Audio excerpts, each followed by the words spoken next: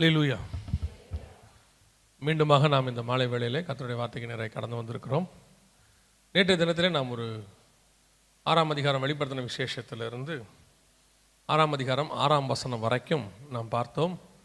குறிப்பாக இந்த சிவப்பு குதிரை கருப்பு குதிரை குறித்த காரியங்களை பார்த்தோம். சகரியாவின் புஸ்தகத்திலிருந்து தொடர்ச்சியாய் நாம் அதை பார்த்தோம்.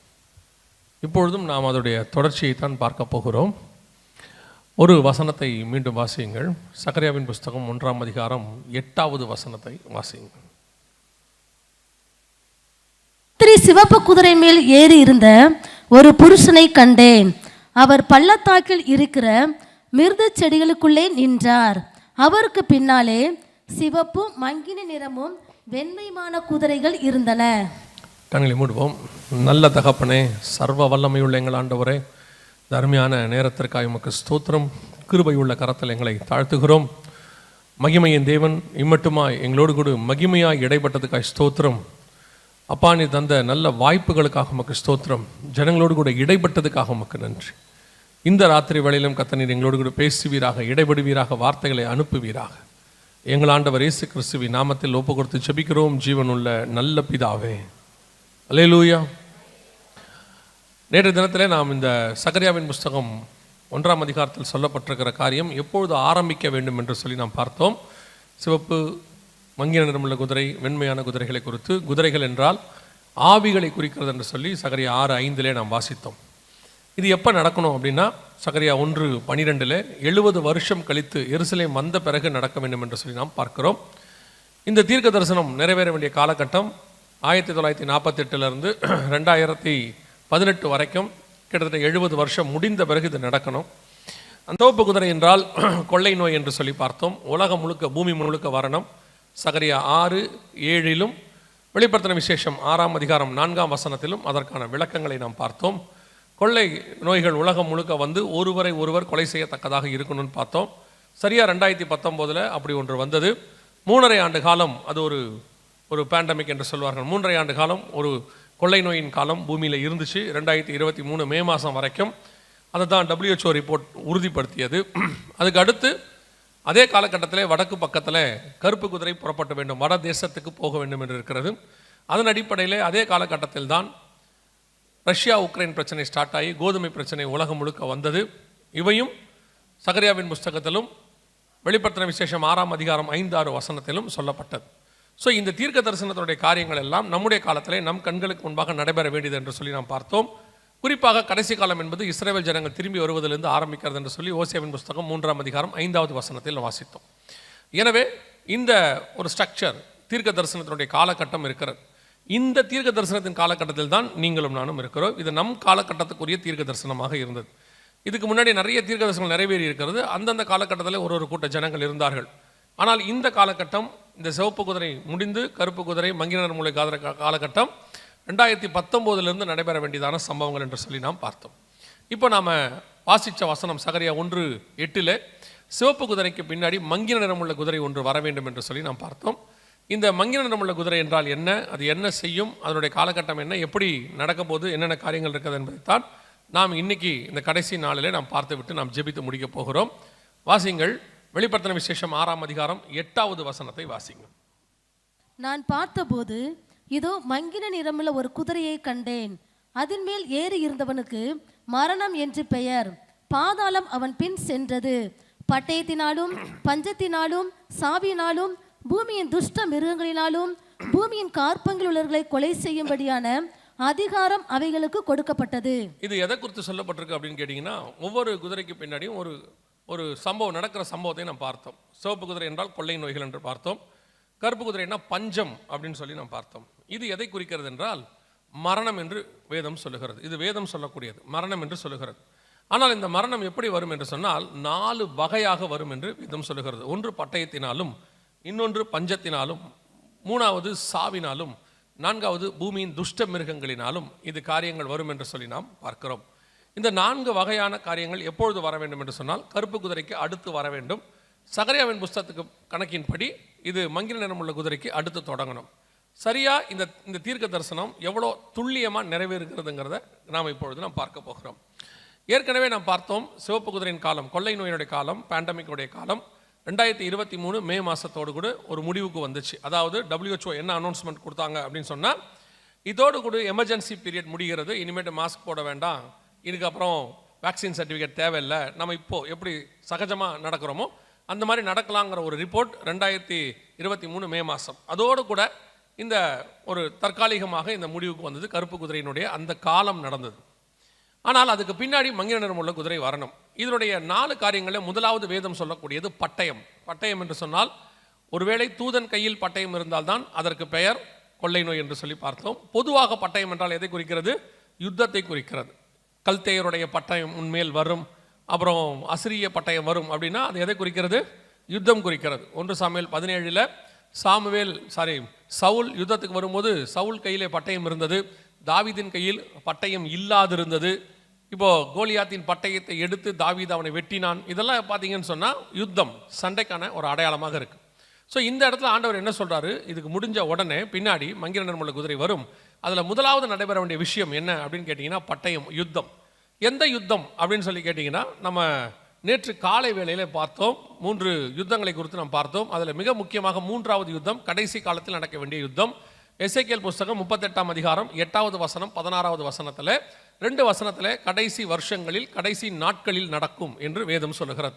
அதாவது இஸ்ரவேலுக்கும் ரஷ்யாவுக்குமான அந்த யுத்தத்தை குறித்து சொல்லுகிறது. இதில் ஒரு பெரிய ஆச்சரியம் என்னென்னா, அது ஆரம்பிக்கிறது எதற்காக ஆரம்பிக்கும் அப்படின்னு சொல்லி பார்த்தீங்கன்னா, எசேக்கியேல் புஸ்தகம் 38ஆம் அதிகாரம் 8வது வசனத்திலும் எசேக்கியேல் 39:2 மலைகளுக்காக அந்த யுத்தம் ஆரம்பிக்கும் என்று இருக்கும். இஸ்ரவேலின் மலைகளுக்கு விரோதமாய் நீ வருவாய் அப்படின்னு சொல்லப்படுகிறது. இப்போ நீங்கள் கவனித்து பார்த்தீங்கன்னா, இதுதான் அவர்கள் இஸ்ரவேல் மலைக்கு விரோதமாய் வந்தது. இந்த 2 மலைகளுக்கு விரோதமாக தான் கொண்டு வரப்பட்டது. நேற்று காலையில் சொன்னோம், வராதவர்களுக்கு இப்போ சொல்கிறோம். 2 மலைகள், ஒன்று டெம்பிள் மவுண்ட் என்று சொல்லக்கூடியதான இந்த வழிபாட்டு தலம் இருக்கக்கூடியது. இங்கே தான் தேவாலயம் இருந்தது, 2 தேவாலயம் இருந்தது. சாலமோன் கட்டினது, திருபாபேல் கட்டினது. முதலாவது நேபுகாத்நேச்சார் இடித்தார், 2வது தீத்துராயன் இடித்தார். ஸோ இப்போ அங்கே தேவாலயம் இல்லை, அந்த இடத்துல இது இருக்கிறது. ஸோ இந்த மலை எங்களுக்கு வேண்டும் என்று அவர்கள் சொல்லுகிறார்கள். 2வது கீழே இருக்குது கோலன் ஹைட்ஸ். இது சிரியா பகுதியில் இருக்கக்கூடியது. இந்த சிரியா பகுதி எப்படி இஸ்ரவேலுக்கு சொந்தமாகும் அப்படின்ற ஒரு சந்தேகம் உங்களுக்கு வருமானால், நீங்கள் ஆதியாகமத்தின் புஸ்தகம் 15ஆம் அதிகாரத்தில் ஆபிரகாமுக்கு கர்த்தர் ஒரு வாக்குத்தத்தம் பண்ணுகிறார். அவருடைய எல்லைகளை குறிக்கிறார். முடிஞ்ச அந்த வசனத்தை வாசிங்க. கடைசி 3 வசனத்தில் கர்த்தர் ஆபிரகாமுக்கு குறிக்கிற அந்த எல்லையை மட்டும் வாசிங்க பார்ப்போம். கேனியரும் கெனிசியரும் கத்மோனியரும் ஏத்தியரும் பெரிசியரும் ரெப்பாயிமியரும் எமோரியரும் கானானியரும் கிர்காசியரும் எபூசியரும் என்பவர்கள் இருக்கிறதுமான இந்த தேசத்தை உன் சந்ததிக்கு கொடுத்தேன் என்றார். அதுக்கு முன்னாடி 18வது வசனம் வாசி. அந்நாளிலே கர்த்தர் ஆபிரகாமுடைய உடன்படிக்கை பண்ணி எகிப்தின் நதி துவக்கி ஐபிராத்து நதி என்னும் எகிப்தின் நதினா நைல் நதி, அதாவது எகிப்தில் இருக்கக்கூடியது. ஐபிராத்னா யூப்ரட்டிஸ், ஈராக்கில் இருக்கக்கூடியது. இந்த 2 நதிகள் தான் எல்லையாக கர்த்தர் ஆபிரகாமுக்கு குறிக்கிறார். இந்த 2 நதிகளுடைய எல்லைகளை குறிக்கும் பொழுது இதனுடையதான பார்டரை நீங்கள் வரைஞ்சி பார்த்தீங்கன்னு சொன்னால், அதாவது எகிப்து நைல் நதி இருக்கும், இந்த பக்கம் ஐபிராத் நதி இருக்கும். இதை நீங்கள் வரைஞ்சி பார்த்தீங்கன்னு சொன்னால், இந்த கனெக்ஷனில் பார்த்தீங்கன்னா சிரியா பகுதியில் ஒரு பார்ட் உள்ளே வந்து சேரும். அதனுடைய பார்டர் குறிக்கும் போது கர்த்தர் அங்கே சொல்லுவார், லீபனான் முழுவதும். அந்த வசனத்தை வாசிங்க பார்ப்போம். அந்நாளிலே கர்த்தர் ஆபிரகாமுடைய உடன்படிக்கை பண்ணி எகிப்தின் நதி துவக்கி ஐபிராத்தின் நதி எனும் பெரிய நதி மட்டும் உள்ளதும். சரி, இந்த இன்னொரு வசனத்தில் லீபனான் முழுவதும் அப்படிங்கிறதான வார்த்தையை ஆண்டவர் சொல்வார். யோசுவாவுக்கு நினைக்கிறேன், யோசுவாவின் புஸ்தகம் 13ஆம் அதிகாரத்தில் வரும் நான் நினைக்கிறேன். ஒரே ஒரு நிமிஷம். யோசுவாவின் புஸ்தகம் 13ஆம் அதிகாரத்தில்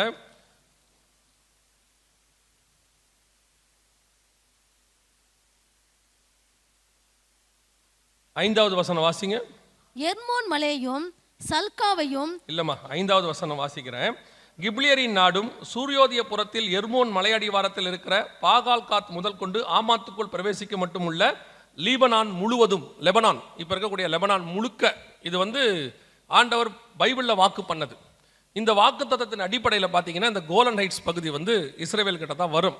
இந்த ஆபிரகாம் குறித்த எல்லைகளில் நீங்கள் பார்த்தீங்கன்னா வரும்.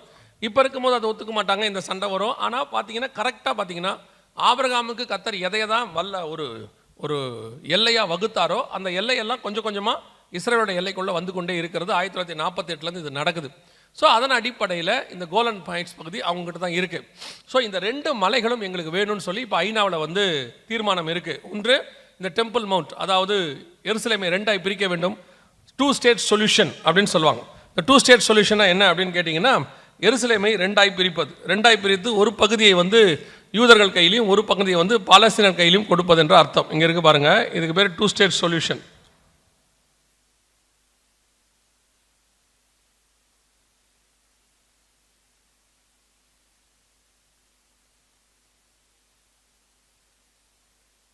சரி, அந்த ரிப்போர்ட் இங்கே இல்லை, அது இன்னொரு பவர் பாயிண்டில் இருக்குது. 2 ஸ்டேட் சொல்யூஷன் சொல்லுவாங்க. அந்த 2 ஸ்டேட் சொல்யூஷன் படி எருசலேமை பாதியாய் பிரித்து அவங்ககிட்ட கொடுக்குறோன்னு சொல்லி. இன்னொன்று பார்த்தீங்கன்னு சொன்னால் கோலன் ஹைட்ஸ், இந்த பகுதியை அவங்க கையில் தான் கொடுக்க வேண்டும் என்று சொல்லி சொல்லப்பட்டிருக்கிறது. இதுக்காகவும் ஒரு தீர்மானம் இருக்குது. இப்போ இருக்குது, ஐநா 2025 போட்டாங்க. ஒரு 165 நாடுகள்கிட்ட அதுக்கு ஆதரவு தெரிவிச்சிருக்கிறாங்க. ஸோ இந்த 2 மலைகளுக்கான சண்டை ஆரம்பிக்கணும். பெரிய ஆச்சரியம் என்னன்னு கேட்டிங்கன்னா, கோவிட் முடிஞ்சது 2023 மே மாதம், நம்ம சொன்ன மாதிரி ரிப்போர்ட் படி. இந்த யுத்தம் ஆரம்பித்தது 2023 அக்டோபர் மாதம் 7ஆம் தேதி ஆரம்பித்தது. அதே வருஷம் பின்னாடியே இந்த யுத்தம் வந்துச்சு. ஆனால் ஆரம்பிக்கும் போது ஒரு யுத்தமாக தான், சாதாரணமாக ஒரு நகரத்தை பிடிக்கிறதுக்கு ஹமாஸ்காரர்கள் உள்ளே வந்த மாதிரி இருந்துச்சு. ஆனால் அந்த யுத்தம் இன்னும் முடிவுக்கு வரல, அடுத்தடுத்த நிலைகளுக்குள்ளே போய்கிட்டே இருக்குது. அந்த யுத்தத்தில் தான் அது லெபனான், அந்த பக்கம் வந்து ஈரான் உள்ளே நுழைஞ்சு, ஈரானோடு கூட அந்த யுத்தத்தினுடைய எக்ஸ்டென்ஷன் தான் இது, அதோட எக்ஸ்டென்ஷன் தான் இது. ஸோ இப்போது கிழக்கே இருக்கக்கூடியதான ஈரான் வரைக்கும் பகுதி போயிட்டுருக்கு. பின்னாடி உள்ள மங்கின நிறம் உள்ள குதிரையினுடையதான மிக முக்கியமான காரியம் இங்கே நடைபெற்று கொண்டிருக்கிறது. அதான் ரொம்ப இம்பார்ட்டன்ட். அதனுடையதான யுத்தம் ஆரம்பித்து விட்டது. திருப்பியும் சொல்கிறேன், வெளிப்படுத்தல் 6:8 சொல்லப்பட்டதான, எசேக்கியேல் 38-39 2 அதிகாரத்தில் சொல்லப்பட்டதான யுத்தம் நம் கண்களுக்கு முன்பாக ஸ்டார்ட் ஆகி கிட்டத்தட்ட 1.5 வருஷத்துக்கு மேலே ஆகுது. ஆனால் இது வேதத்தில் சொல்லப்பட்டது, அதன் அடிப்படையில் தான் நடக்குதுன்னு நமக்கு தெரியாது. ஆனால் ஒரு சிலருக்கு கடைசி காலத்தில் சபைகள் அதை புரிந்து கொள்கிறார்கள் அல்லது உணர்கிறார்கள். ஏதோ ஒன்று நடக்குது. சிலர்லாம் சொல்லும்போது பேசும்போது சொல்கிறாங்க, ஏதோ ஒன்று ராங்காக போகுது, அது மட்டும் தெரியுது, உலகம் வந்து ஒரு அன்ரெஸ்டாக இருக்குது அப்படின்னு சொல்லி. இவ்வளோ பெரியதான ஒரு கலைபரம் மிடில் ஈஸ்டில் நடக்குது. இந்த ஒரு 3-4 நாளில் பார்த்தீங்கன்னா ஈரானுடைய ஏர் ஸ்பேஸ் மொத்தத்தையுமே அவங்க ஷட் டவுன் பண்ணிட்டாங்க. ஒரு ஃப்ளைட்டும் அவங்களுக்கு மேலே பறக்காதபடி ஈரான் நிறுத்திடுச்சு. இப்போ ப்ரொட்டஸ்ட்டை கண்ட்ரோல் பண்ண மாதிரி ஆக்கிக்கிட்டு இருக்கிறாங்க. இப்போது யுத்தம் எந்த அளவுக்கு அடுத்த கட்டத்துக்கு போகிற இடத்துல இருக்குது, ட்ரம்ப் என்ன பண்ண போகிறாரு அப்படின்னு பார்த்துக்கிட்டு இருக்கிறாங்க. ஆனால் ஒன்று மட்டும் தெளிவாய் தெரிகிறது, ஆண்டவர் சொன்ன யுத்தத்தின் காலம் நம் கண்களுக்கு முன்பாக போகுது. இதை உங்களுக்கு எதுக்காக இதை சொல்கிறோம் அல்லது ஆண்டவர் எதுக்கு இதை சொல்ல வைக்கிறாரு அப்படின்னு கேட்டால், இவைகளுக்கு நடுவில் தான் கர்த்தர் சொன்ன தீர்க்க தரிசனங்கள், வருகை, எடுத்துக்கொள்ளப்படுதல் எல்லாம் நடக்கணும். இதை ஒட்டி நடக்கலாம், இதுக்கு முன்னாடி நடக்கலாம், இதுக்கு பின்னாடி நடக்கலாம். காலகட்டம் மேகம் நமக்கு தெரியுது, வருகைக்கான அடையாளங்களில் யுத்தங்கள் தெரியுது. இது எதற்காக சொல்லப்படுதுன்னா, சபை ஆயத்தப்படுவதற்காக, ஒரே ஒரு காரணத்துக்காக மட்டும்தான். இந்த யுத்தத்துடைய இன்ஃபர்மேஷன் நீங்கள் தெரிஞ்சுக்கொள்றதுக்காகவோ இல்லை இந்த யுத்தத்தை பற்றின நாலேஜ் உங்களுக்கு வரணுன்றதுக்காகலாம் கிடையவே கிடையாது. இந்த நாலேஜ் இல்லாட்டியும் பரவாயில்ல, ஒன்று மட்டும் மனசில் வச்சுக்கொள்ளுங்க, நீங்களும் நானும் கடைசி காலத்துக்குரிய ஜனங்களாக இருக்கிறோம். நோவா பேழையை கட்டி முடிச்சுட்டான்னா, மிருகங்கள் உள்ளே வர தொடங்கிருச்சுன்னா, அதுக்கப்புறம் எப்போ வேணாலும் ஜலப்பிரளயம் வரும்னு அர்த்தம். பேழைக்கு மிருகங்கள் உட்பட்டன அப்படின்னு இருக்கு. அப்படின்னா என்ன அர்த்தம்? ஒவ்வொன்றா உள்ளே வர தொடங்கிருச்சுன்னா நோவாவுக்கு நல்லா தெரியும் என்ன வரப்போகுது, ஜலப்பிரளயம் வருது, எல்லாம் ஆயத்தமாகுதுன்னு அர்த்தம். பேழை கட்டி முடிக்காத வரைக்கும் தான் கஷ்டம்.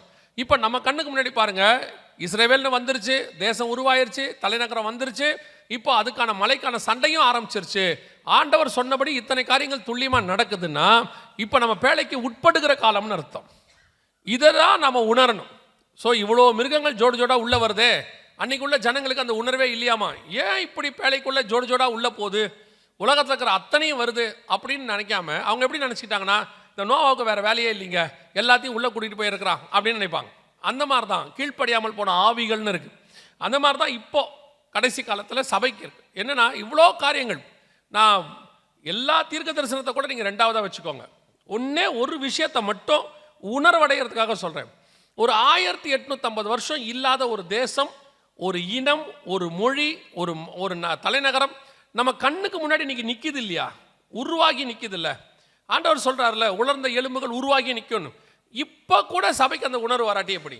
இதை விட பெரிய தீர்க்க தரிசனம் என்ன இருக்க முடியும்? 430 வருஷம் கழிச்சு இஸ்ரவேலை எகிப்திலேருந்து கர்த்தர் விடுதலையாக்கினதை விசுவாசிக்கிறீங்கன்னா, இப்போ அவங்க தேசம்னு ஒன்று இருக்கிறத நீங்கள் விசுவாசிக்கணும் இல்லையா? அப்போ ஒரு ஆயத்தம் வரணும்ல.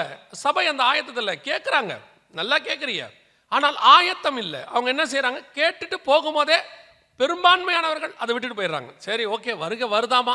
அப்புறம் ஒரு 2 நாளைக்கு அந்த ஜுரம் இருக்குது. எனக்கு நல்ல ஞாபகம் இருக்குது. முதல் தடவை நான் வரும்போது பாஸ்டர் சொன்னது எனக்கு நல்ல ஞாபகத்தில் இருக்குது. அவங்க ஒன்று சொன்னாங்க, நெக்ஸ்ட் இயரும் வாங்க பிரதர் அப்படின்னாங்க. எதுக்கு பாஸ்டர், அடுத்த வருஷமா வருஷமா அப்படின்னு. அவங்க சொன்னாங்க, வருஷத்துக்கு ஒரு தடவை வந்து எழுப்பி விட்டு போங்கன்னாங்க. அவங்க ஒரு வார்த்தை அப்போ சொன்னாங்க, வருஷத்துக்கு ஒரு தடவை வந்து எழுப்பி விட்டு போங்க அப்படின்னாங்க. அப்போ நம்ம ஏன் நடுவில் தூங்குறோன்றதான் கேள்வி. எழுப்பி விட்டாச்சுன்னா நம்ம என்ன ஆயிருக்கணும், நம்ம போய் நிறைய பேரை எழுப்புறவங்களா மாறி இருக்கணும். அப்போ சபை ஆயத்தப்பட்டது மட்டுமல்லாமல் அடுத்த ஜெனரேஷனை ஆயத்தப்படுத்துகிற இடத்துக்கு சபை வந்திருக்கணும்.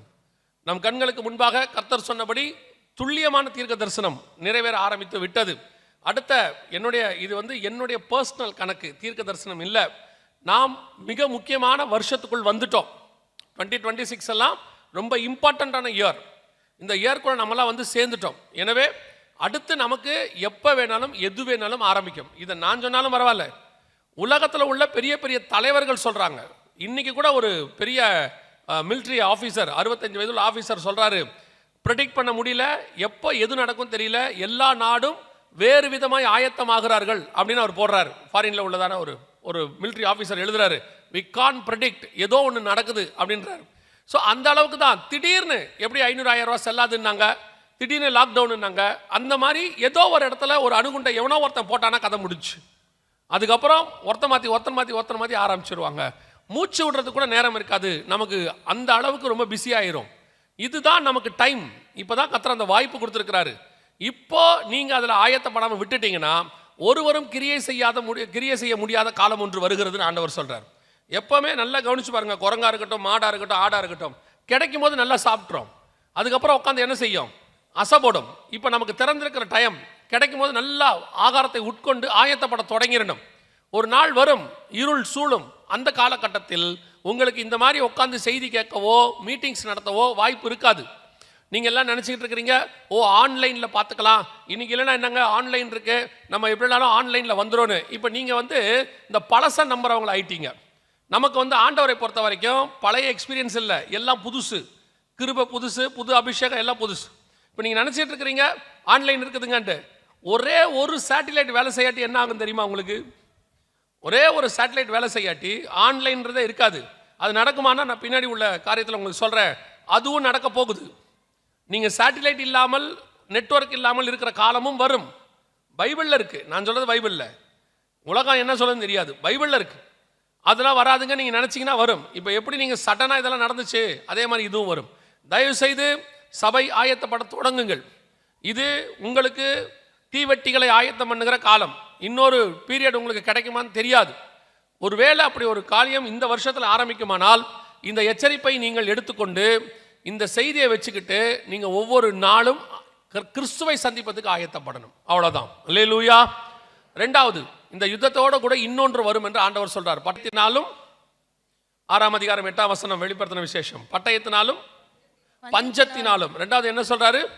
பஞ்சம். எந்த வகையான பஞ்சத்தை குறித்து ஆண்டவர் பேசுகிறார் அப்படின்னு கேட்டிங்கன்னா, வேதாகமத்தை பொறுத்த வரைக்கும் மிக முக்கியமாய் 3 பஞ்சம் இருக்கிறது. நான் அதை 4 பஞ்சமாக நான் பார்க்கிறேன். அதுவும் இருக்கு, கொஞ்சம் மறைமுகமாக இருக்கு. 4 பஞ்சமாக பார்க்கிறேன். முதலாவது உணவு பஞ்சத்தை குறித்து பார்த்தோம். நம்ம அந்த கருப்பு குதிரையில் பார்த்தோம். அது உச்ச நிலையை அடையும். ஐநா சபையில் இப்போ ஒரு ரிப்போர்ட் கொடுத்துருக்குறாங்க. வருகிற 2030க்குள்ளாக மிக மோசமான பஞ்சத்தை நாம் சந்திக்க போகிறோம்னு அவங்க சொல்லியிருக்கிறாங்க. இது அவங்க கொடுத்துருக்க ரிப்போர்ட். கவனிங்க. உணவு தட்டுப்பாட்டால் உலகம் பேரழிவை சந்திக்கும் என்று ஐநா பொதுச் செயலாளர் அன்டோனியோ குட்டரஸ் எச்சரிக்கை விடுத்துள்ளார். ஜெர்மன் தலைநகர் பெர்லினில் பணக்கார மற்றும் வளரும் நாடுகளைச் சேர்ந்த அதிகாரிகள் பங்கேற்ற கூட்டம் நடந்தது. இந்த கூட்டத்தில் கலந்து கொண்டு பேசிய ஐநா பொதுச் செயலாளர் அன்டோனியோ குட்டரஸ், பருவநிலை மாற்றம், கொரோனா ஆகியவை முன்னெப்போதும் இல்லாத அளவிற்கு பட்டினி பிரச்சினையை உருவாக்கின என தெரிவித்தார். உணவு கிடைக்காத பிரச்சினை உலக அளவில் உணவு தட்டுப்பாடாக மாறும் என்றும், உணவு தட்டுப்பாட்டால் உலகம் பேரழிவை சந்திக்கும் எனவும் எச்சரித்தார். இது யார் தெரியுமா? இவங்க இந்த சொன்ன ஆள் யார் தெரியுமா? ஐநா சபையோட செக்ரட்டரின்னு நீங்கள் சொல்லியிருப்பாங்க. இவங்களுடைய இன்னொரு குரூப் தான் WHO, இன்னொரு ஆர்கனைசேஷன். இவங்க இந்த ஆர்கனைசேஷனில் என்ன அனௌன்ஸ் பண்ணியிருக்கிறாங்கன்னா, WHOவில் கோவிட் வரும்னு சொன்னவங்க அவங்களும் இதே வேர்டு தான் சொல்லுவாங்க. மிகப்பெரிய கொள்ளை நோய், கிருமி ஒன்று பரவ உள்ளது, மிகப்பெரியதான அழிவு வரும், உலகம் கண்டிராத அளவுக்கு உயிர் சேதம் வரும்னாங்க. அதே ஆட்கள் தான் இப்போ 2023 இது வந்தது. 23 அந்த ரிப்போர்ட் கொடுக்குறாங்க, மிகப்பெரிய உணவு பஞ்சம், உலகளாவிய பஞ்சம் வரப்போகிறது என்று சொல்லி. உணவு தட்டுப்பாட்டால் உலகம் பேரழிவை சந்திக்கும் அப்படின்னு சொன்னாங்க. அந்த உணவு தட்டுப்பாட்டுடைய உச்சத்துக்கு நாம் கொஞ்சம் கொஞ்சமாக வந்து நெருங்கிட்டோம். இப்போ நம்மளை பொறுத்த வரைக்கும் வாங்குவதற்கு காசு இருக்கிறதுனால நாம் ஒன்று நினச்சிக்கிட்டு இருக்கிறோம், எதுவும் பிரச்சனை இல்லாமல் போயிட்டே இருக்குது அப்படின்னு நினச்சிட்டு இருக்கிறோம். ரெண்டாவது, பொதுவாக நான் சொல்வது, இந்த சவுத் சைடில் இருக்கக்கூடியதான நாம் குறிப்பாக எல்லாரை பார்க்கலும் ஏதோ ஒரு கிருபை நம்மளை மூடி இருக்கிறது. இப்போ இல்லை, 2000 வருஷமாகவே அது எல்லாத்துக்கும் இருக்குது. நான் ஃபீல் பண்ணுறேன் எப்படின்னு கேட்டிங்கன்னா, ஒரு 12 அப்போஸ்தலனா ஒருத்தனை இங்கே அனுப்பி விட்றாரு பாருங்களேன். பர்டிகுலராக தமிழ்நாட்டுக்கு அனுப்பி விட்றாரு. அவர் வந்தது கேரளாவாக இருக்கலாம், ஆனால் அன்றைக்கி அதுவும் சேர்த்து தமிழ்நாடு தான். மொத்தமாகவும் அது சென்னை மாகாணம், மெட்ராஸ் ப்ராவின்ஸ்னு சொல்லுவாங்க. அங்கே ஆரம்பித்து, கேரளாவில் ஆரம்பித்து அவர் தமிழ்நாட்டில் சென்னையில் மயிலாப்பூரில் வந்து அவர் மறிக்கப்படுறாரு. ஸோ இந்த ஒரு திட்டம், தேவனுடைய திட்டம். பேதுருக்கிட்ட ஆண்டவர் சொல்கிறார் இல்லையா, முதிர் வயதில் உன்னுடைய வஸ்திரத்தை, உன்னுடைய அரைக்கச்சையை ஒருவன் கட்டுவான், இன்ன விதமாய் அவன் மரிப்பான் என்பதை கர்த்தர் அவனுக்கு சொன்னார். அப்போ அப்போஸ்தலர்கள் எல்லாரும் எப்படி சாவாங்கன்றது கர்த்தருக்கு, நித்திரை அடைவாங்கன்றது கர்த்தருக்கு தெரியுது. அப்போ தோமாவை பற்றியும் கர்த்தருக்கு என்ன செய்யும், தெரிஞ்சிருக்கும். அப்போ 2000 வருஷத்துக்கு முன்னாடி தோமா இந்த இடத்துல தான் மரிப்பாருன்னு சொன்னால், அப்போ தமிழ்நாட்டை பற்றினதான தீர்க்க தரிசனம் 2000 வருஷத்துக்கு முன்னாடி கர்த்தருடையதான திட்டத்துக்குள்ளே இருக்கிறது. ஏதோ ஆக்சிடென்டாகலாம் நோவா இங்கே வரல, கர்த்தர் தெளிவாக அனுப்பி வைக்கிறார். ரெண்டாவது, அதுக்கப்புறம் ஒரு 17ஆம் நூற்றாண்டு கழிச்சு இந்த பைபிள் முதல்ல இந்தியாவிலேயே பிரிண்ட் ஆகுது. எந்த மொழியில் பிரிண்ட் ஆகுதுன்னா தமிழ் மொழியில் பிரிண்ட் ஆகுது. ஏன் கர்த்தர் இதுக்கு அனுப்பி வைக்கிறாரு? முதல் சுவிசேஷமோ முதல் வேதமோ இந்தியாவிலேயே நமக்கு தான் வந்து சேருது. அப்போ இந்த தமிழ்நாட்டின் மேலே கர்த்தருடைய திட்டம் என்ன? அப்போ கர்த்தர் நம்ம மேலே எவ்வளோ கிருபையாக இருக்கிறாரு கொஞ்சம் நீங்கள் யோசிச்சு பாருங்க. நான் சொல்லுவேன், இந்த தமிழ்நாட்டை எவ்வளவோ யாரோ என்னென்னவோ செய்ய முடிஞ்சு இப்போ வரைக்கும் குட்டிக்காரன் அடிக்கிறாங்க. தமிழ்நாடு மட்டும் தண்ணி காட்டிக்கிட்டே இருக்குது. நான் யாருக்குன்னு சொல்லலை, பொதுவாக சொல்கிறேன். தண்ணி காட்டிக்கிட்டே இருக்கு. இன்னை வரைக்கும் தமிழ்நாடு அவங்களுக்கு தண்ணி காட்டுது. ஏன், என்ன, ஏது அப்படின்னு கேட்டால் யாரோ ஒரு காரணம் சொல்கிறாங்க. நானும் ஒரு காரணம் சொல்கிறேன். நான் அதை பிரதானமான காரணமாக நினைக்கிறேன். அந்த காரணம், ஆண்டவர் தமிழ்நாட்டின் மேலே ஒரு பெரிய தயவு, ஒரு கிருபை, ஒரு நிழல், கானான் தேசத்து மேலே ஒரு நிழல் மூடி இருக்குன்னு யோசுவா சொல்வார்ல, அந்த மாதிரி ஒரு நிழல் நம்ம மேலே மூடி இருக்கு. ஆனால் அதே நேரத்தில் பொய்யான மாயை கொண்டு நம்ம என்ன செய்யக்கூடாது, கிருபையை போக்கடிக்கக்கூடாது. இன்னைக்கு நம்ம அந்த இடத்துக்கு தான் இப்போ வந்திருக்கிறோம். ரெஸ்ட் ஆஃப் இந்தியாவில், ரெஸ்ட் ஆஃப் தமிழ்நாடு, இந்தியா முழுக்க பார்த்தீங்கன்னா இந்த மாதிரியான ஒரு விடுதலையும் இந்த மாதிரி ஆராதிக்கிற ஒரு தன்மையும் வேற எந்த மாநிலத்துக்கும் அமையல. பக்கத்து மாநிலங்களில் கூட அமையல, இந்த மாநிலத்துக்கு அமைஞ்சிருக்கு. ஆனால் கர்த்தர் ஒரு உள்ளங்கை அளவு மேகத்தை மாதிரி இந்த மாநிலத்துக்கு அகைன்ஸ்டாக நடக்கிறத காட்டுறாரு நம்ம கண்ணுக்கு. அது உணர்வு உங்களுக்கு வரணும். இப்போவாவது நீங்கள் முழங்கால் போட ஆரம்பிக்கணும். பிரச்சனை வந்த பிறகு அழுவதை விட வருவதுக்கு முன்பதாகவே தடுத்து நிறுத்துகிறவன் தான் புத்திசாலி. உங்களுக்கு ஒரு எச்சரிப்பாகவே சொல்கிறேன், இந்த தமிழ்நாடு என்பது கர்த்தருடைய பெரிய திட்டத்தில், ஆசீர்வாதத்தில், பாதுகாப்பில் இருக்கிற நாடு. நீங்கள் எவ்வளவுக்கு எவ்வளவு, நான் தமிழ்நாடுங்கிறது கேரளாவையும் சேர்த்து தான் சொல்கிறேன், எவ்வளவுக்கு எவ்வளவு நாம் தேவனுடையதான இந்த திட்டத்துக்குள் இருக்கிறோமோ பாதுகாப்பு இருந்துக்கிட்டே இருக்கோம். நிர்விசானமாக இருந்தீங்க, தேவனுக்குள்ளேயும் ஆவிக்குள்ளேயும் வசனத்துக்குள்ளேயும் நிர்விசானம் இருந்துச்சுன்னா கர்த்தர் சில நேரங்களில் பிடிச்சி கொடுத்து நம்மளை திருத்த நினைப்பார். அந்த இடத்துக்கு வரைக்கும் நம்ம போகக்கூடாது. இன்னைய வரைக்கும், இந்த செகண்ட் வரைக்கும் கிருபை நம்மை காப்பாற்றி கொண்டு இருக்கிறது. நீங்கள் நினச்சிக்காதீங்க யாரும் எதுவும் செய்ய முடியாது, அதெல்லாம் பார்த்துக்கலாங்கண்ணா. இல்லவே இல்லை. கர்த்தர் ஒரு நாள் ராத்திரியில் பெல்ஷாத்சாரை கீழே நவுத்திட்டு கோரேசை கொண்டு வருவதற்கு வல்லமை உள்ளவராக இருக்கிறார். அப்படி நடக்கக்கூடாது. அந்த மாதிரி சம்பவங்கள் தமிழ்நாட்டில் நடக்கக்கூடாதுன்னா கிறிஸ்தவர்களுடைய முழங்கால் ரொம்ப அவசியம். உங்கள் முழங்கால் ஜபம்தான் கர்த்தருடையதான கிருபையை பெருக பண்ணும். எனவே கொஞ்சம் கேர்ஃபுல்லாக இருந்து கொள்ளுங்க. இப்போ நம்ம கண்களுக்கு முன்பாக மிகப்பெரிய பஞ்சம் உலகம் முழுக்க போகுது. நம்ம தமிழ்நாட்டில் இல்லைன்றதுனால நீங்கள் அப்படி நினைக்காதீங்க. உலகம் முழுக்க சமீபத்தில் கேள்விப்பட்டேன், ஒரே நம்ம ஊரில் 5 ரூபா விற்கிற ஒரு பிஸ்கெட் பேக்கெட் காசா பகுதியில் 4000 ரூபாய்க்கு விற்றுச்சான். ஒரு 6 பிஸ்கெட் இருக்கிற பேக்கெட் 4000 ரூபாய்க்கு விற்றுச்சான். அந்த அளவுக்கு இருக்குது. மியான்மருக்கு ஒரு ஊழியத்துக்காக போயிருந்தோம். அப்போ பாஸ்டர் ஒரு ஃப்ரைட் ரைஸ் வாங்கி கொடுத்தாங்க. ரெஸ்டாரண்ட் கூப்பிட்டு போய் 22,000 ரூபாய் அவங்க ஊர் பணத்துக்கு ஒரே ஒரு ஃப்ரைட் ரைஸ். 22,000 ஒரு ஃப்ரைட் ரைஸ். பாஸ்டர் சாப்பிடவே வேணான்ட்டேன். அவர் சொன்னார், இல்லை பாஸ்டர் எல்லாமே இங்கே அப்படி தான், சும்மா ஒரு நாள் வெளியே சாப்பிடுவோம் வாங்கன்னு. 4 பேர் என்னமோ சாப்பிட்டு வந்தோம். கிட்டத்தட்ட 1 லட்ச ரூபாய்க்கு மேலே பில் ஆச்சு அவங்க ஊர் பணத்துக்கு. அதை நம்ம ஊர் கம்பேர் பண்ணால் 4000 5000 தான் வரும். ஆனால் அவங்க ஊர் பணத்துக்கு அவ்வளோ வருது. அவர்களெல்லாம் அவ்வளோ கஷ்டப்பட்டு சம்பாதிக்கிறாங்க, அவ்வளோ பிரச்சனைக்குள்ளே இருக்கிறாங்க. அங்கே இருக்கிற மிலிட்ரி அரசாங்கம் விடுதலையை ஆராதிக்க முடியாது, கையில் பைபிள் கொண்டு போக முடியாது. அவ்வளோ உபத்திரவத்துக்கு நடுவில் தேவனை அவர்கள் உண்மையாய் தேடுகிறார்கள். கர்த்தர் உலகம் முழுக்க பஞ்சத்தின் காலம் போய்கொண்டே இருக்கு. உங்களுக்கும் எனக்கும் ஒரு வாசல் திறந்திருக்கிறதுனால தெரியல, அதை கிருபை என்று எண்ணுங்கள். ஆனால் நீங்கள் திருப்பியும் சொல்கிறேன், பொய்யான மாயை பின்பற்றி கொண்டு கிருபையை போக்கடிச்சிடாதீங்க. இப்போ ஐநா சபை அனௌன்ஸ் பண்ணியிருக்குது உலகளாவிய உணவு பஞ்சம். மடகஸ்கர் பகுதியிலெல்லாம் ஜனங்கள் சாப்பிட்றதுக்கு பூச்சி சாப்பிட்ற இடத்துக்கு வந்துட்டாங்க. ஹைட்டி பகுதியில் என்ன செய்யறது தெரியாமல் மண்ணு குழச்சி சாப்பிட்ற அளவுக்குலாம் இருக்கிறாங்க ஜனங்க. இப்போ நம்ம கண்ணுக்கு முன்னாடி காசால 14ஆம் அதிகாரம் ஏசாயா புஸ்தகத்தில் கடைசியில் கர்த்தர் ஒரு தீர்க்க தரிசனம் சொல்லுவார். பெலிஸ்தியாவுக்கு நடக்கும்னு சொல்லி ஆண்டவர் சொல்லுவார். அது அப்படியே இப்போ நடந்துச்சு. ஏசாயா புஸ்தகம் 14ஆம் அதிகாரத்தில் நீங்கள் வாசிச்சு பாருங்க. கடைசி ஒரு 23வது வசனம் நான் நினைக்கிறேன், ஒரு நிமிஷம் வருங்க. 14ஆம் அதிகாரம் ஏசாயா புஸ்தகம் 29வது வசனம் வாசிங்க பார்ப்போம்.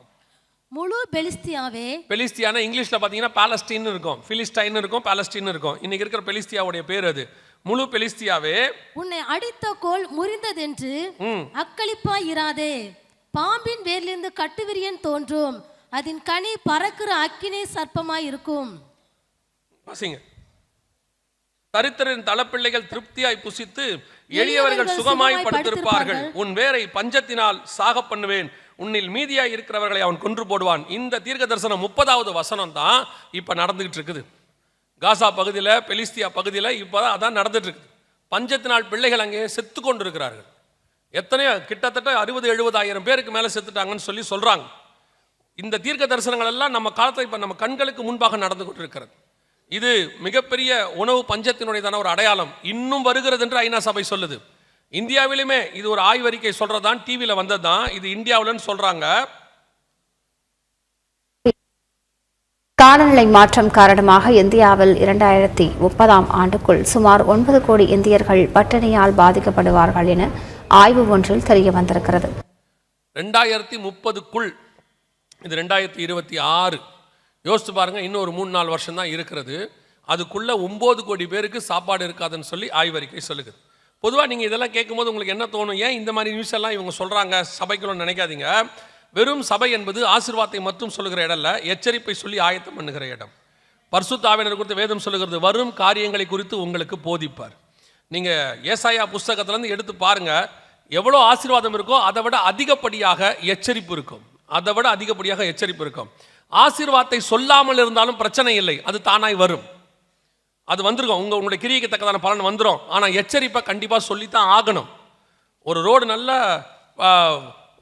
நார்மலாக இருக்குது, நல்ல 100-110 கிலோமீட்டர் ஸ்பீடில் போகலாம் அப்படின்னா எந்த இடத்துலையும் போர்டு வச்சிருக்க மாட்டாங்க, நல்லா வேகமாக போங்கன்னு போர்டு வைக்க மாட்டாங்க.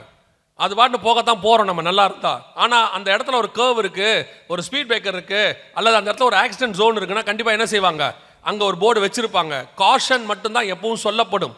ஆசீர்வாதத்தை சொல்ல வேண்டிய அவசியம் இல்லை, ஏன்னா அது தானா நடக்கும். அது வந்தால் சந்தோஷம் தானே, வேணும் நான் சொல்ல போகிறோம். ஆனால் நீங்கள் என்ன நினைக்கிறீங்கன்னா ஆசீர்வாதத்தை பற்றி மட்டும்தான் கேட்கணும்னு நினைக்கிறீங்க. இந்த மாதிரி எச்சரிப்பை கேட்க விரும்ப மாட்டீங்க, அல்லது கேட்கறதுக்கு கொஞ்சம் மனசு கஷ்டமா இருக்கு. வேற வழி இல்லை, கேளுங்க. ஏன்னா அடுத்து வரப்போது, வாசப்படி வரைக்கும் வந்துடுச்சு. ஆவியானவர் சபைகளுக்கு சொல்லுகிறதை காதுள்ளவன் கேட்க கடவன். இப்போ நம்ம கண்ணுக்கு முன்னாடி 2030க்குள்ள இப்படிப்பட்ட காரியங்கள் வரும் என்று சொல்லுகிறார்கள். வேதத்தில் சொன்ன உணவு பஞ்சத்தினுடைய உச்சம், இந்த உணவு பஞ்சம் மட்டுமல்ல, இன்னொரு பஞ்சத்தையும் கர்த்தர் சொல்லுகிறார். தண்ணீர் பஞ்சத்தை பற்றி நிறைய விஷயம், தண்ணி பஞ்சத்தை பற்றி ஆண்டவர் சொல்றாரு. ஆமோஸ் புஸ்தகத்தை போய் நீங்கள் வாசிச்சு பார்த்தீங்கன்னா 4:8 இருக்கட்டும், அல்லது வெளிப்படுத்தின விசேஷம் 16ஆம் அதிகாரம் 12வது வசனம் வாசிங்க. வெளிப்படுத்தல் 16:12 வாசிங்க. 6ஆம் தூதன் தன் கலசத்தில் உள்ளதை ஐபிராத் என்னும் பெரிய நதியின் மேல் ஊற்றினான். அப்பொழுது சூரியன் உதிக்கும் திசையிலிருந்து வரும் ராஜாக்களுக்கு வழி ஆயத்தமாகும்படி அந்த நதியின் தண்ணீர் வற்றி போயிற்று. இது நடக்க போகிற, அதாவது வருக வந்ததிலிருந்து 7 வருஷம் கழிச்சு நடக்கணும். அர்மெகதான் யுத்தத்துக்கு கிழக்கிலிருந்து வரும் ராஜாக்கள். இன்னும் கொஞ்சம் உங்களுக்கு தெளிவாக சொல்லணும்னா, கிழக்கில் இருக்கிற கடைசி ராஜாக்கள், கடைசி பெரிய நாடு எதுனா சைனாவும் இந்தியாவும் தான் லாஸ்ட். இதோட பே ஆஃப் பெங்கால் வந்துடும். அதுக்கப்புறம் இருக்கலாம் தீவுகள் தான், சிங்கப்பூர், மலேசியா, இதெல்லாம் ஒரு தீவுகளுடைய கூட்டமைப்பு அப்படின்னு சொல்லுவாங்க. ஆனால் பெரிய நாடு எது இருக்குன்னு கேட்டிங்கன்னா இந்தியா, சைனா தான் லாஸ்ட்டாக இருக்கிறது. இந்த கிழக்கிலிருந்து வரும் சூரியன் உதிக்கும் திசையிலிருந்து வரும் ராஜாக்கள் அப்படின்னா இந்தியா, இந்த சைனா போன்ற நாடுகள்லாம் ஒன்றா இணையணும். இப்போ நல்லா கவனிச்சு பார்த்தீங்களா, உங்களுக்கு புரியுமான்னு தெரியல. எக்கானமி பாருங்க, எல்லாத்த விட இந்தியன் எக்கானமியும் சைனா எக்கானமியும் பரவாயில்லன்னு இருக்குது. இப்போ நார்த்தோடைய நீங்கள் இப்போ வெஸ்ட்டை விட நீங்கள் கம்பேர் பண்ணிங்கன்னா இருக்குது. இன்றைக்கி கூட யூரோப்பியன் யூனியன் இந்தியாவோட வந்து சைன் பண்ணியிருக்காது. மற்ற எல்லா நாடுகளை விட ஜெர்மனி சைன் பண்ணுது, பிரான்ஸ் சைன் பண்ணுது இந்தியாவோட. அவங்க என்ன சொல்கிறாங்கன்னா, Indian economy while comparing to other countries நாம பரவாயில்லைங்கிறோம். பைபிள் சொல்லுது கடைசி காலத்தில் சூரியன் உதிக்கும் திசையிலிருந்து வரும் ராஜாக்கள். ஸோ இப்போ இவங்க கடைசியாக அர்மேகதான் யுத்தத்தை போய் ஜாயின் ஆகணும்னு பைபிள் சொல்லுது. அப்படி இருக்கும் போது அதுக்கு முன்னாடி என்ன நடக்கணும்னா, அந்த நதியின் தண்ணீர், ஐப்ராத் என்னும் நதியின் தண்ணீர் என்னவாகணும், வற்றி போகணும் அப்படின்னு இருக்கு. இந்த ஐப்ராத்னா என்ன அப்படின்னு கேட்டிங்கன்னா, ஆதியாகமத்தின் புஸ்தகம் 2ஆம் அதிகாரம் 9வது வசனத்திலிருந்து நீங்கள் வாசிக்கும் போது, தோட்டத்துக்கு தண்ணீர் பாயும்படி ஒரு நதி புறப்பட்டு 4 ஆறுகள் ஆகியது அப்படின்னு இருக்கும். அதில் 1ஆம் ஆற்றுக்கு, 2ஆம் ஆற்றுக்கு, 3ஆம் ஆற்றுக்குலாம் பேர் இருக்கும், பைசோன், கீஹோன் இப்படிலாம் இருக்கும். அதில் கடைசியாக இருக்கிற 4ஆம் ஆற்றுக்கு என்ன பேர் இருக்குன்னு பார்த்தீங்கன்னா ஐப்ராத்துன்னு இருக்கும். இந்த ஐப்ராத்து தான் யூப்ரட்டிஸ். இது கர்த்தர் உண்டாக்கின போது உண்டான ஆறு, ஏறக்குறைய 6000 வருஷத்தினுடைய ஆடு. இந்த ஆற்றுடைய யூப்ரட்டிஸ் அண்ட் டைக்ரிஸ் 2 ஆறுகளுக்கு நடுவில் இருக்கிறதா மெசொப்பொத்தேமியா. 7ஆம் அதிகாரம் அப்போஸ்தலர் நடபடிகள் 2-3 வசனத்தில் ஆபிரகாம் மெசொப்பொத்தேமியா தேசத்திலிருந்து வந்தார்னு இருக்கும். அங்கிருந்து வந்ததுனால தான் ஆபிரகாமுக்கு எல்லையை குறிக்கும் போது ஐப்ராத் நதின்னு ஆண்டவர் குறிக்கிறார்.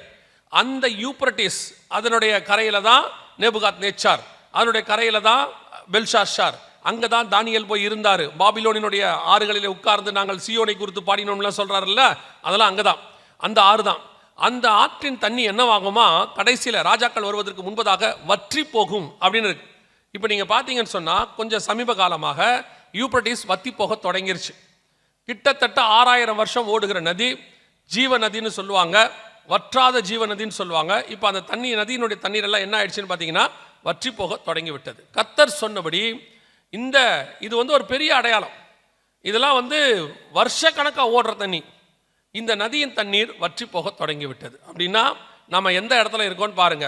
வருக ஒருவேளை இன்னைக்கு நடந்தா அடுத்த 7 வருஷத்துக்குள்ள நடக்க வேண்டிய சம்பவம் இது. ஏன்னா 7வது வருஷத்துல தான் பூமியின் ராஜாக்கள்லாம் யுத்தத்துக்கு வருவாங்க, அர்மேகதான் யுத்தத்துக்கு. அப்போ அந்த நதியின் தண்ணீர் வத்த தொடங்கிருச்சுன்னா அந்த 7 வருஷம் அப்ரோச் ஆகுதுன்னு அர்த்தம். அப்போ அதுக்கு முன்னாடி நடக்க வேண்டிய வருகை எவ்வளோ சமீபமாக இருக்குன்னு பாருங்க. எந்த விதத்தில் நீங்கள் வேத வசனத்தை எடுத்து ஆராய்ந்து பார்த்தாலும் வருகை சமீபம் என்பதை நமக்கு தெளிவாய் சொல்லிக்கொண்டே இருக்கிறது.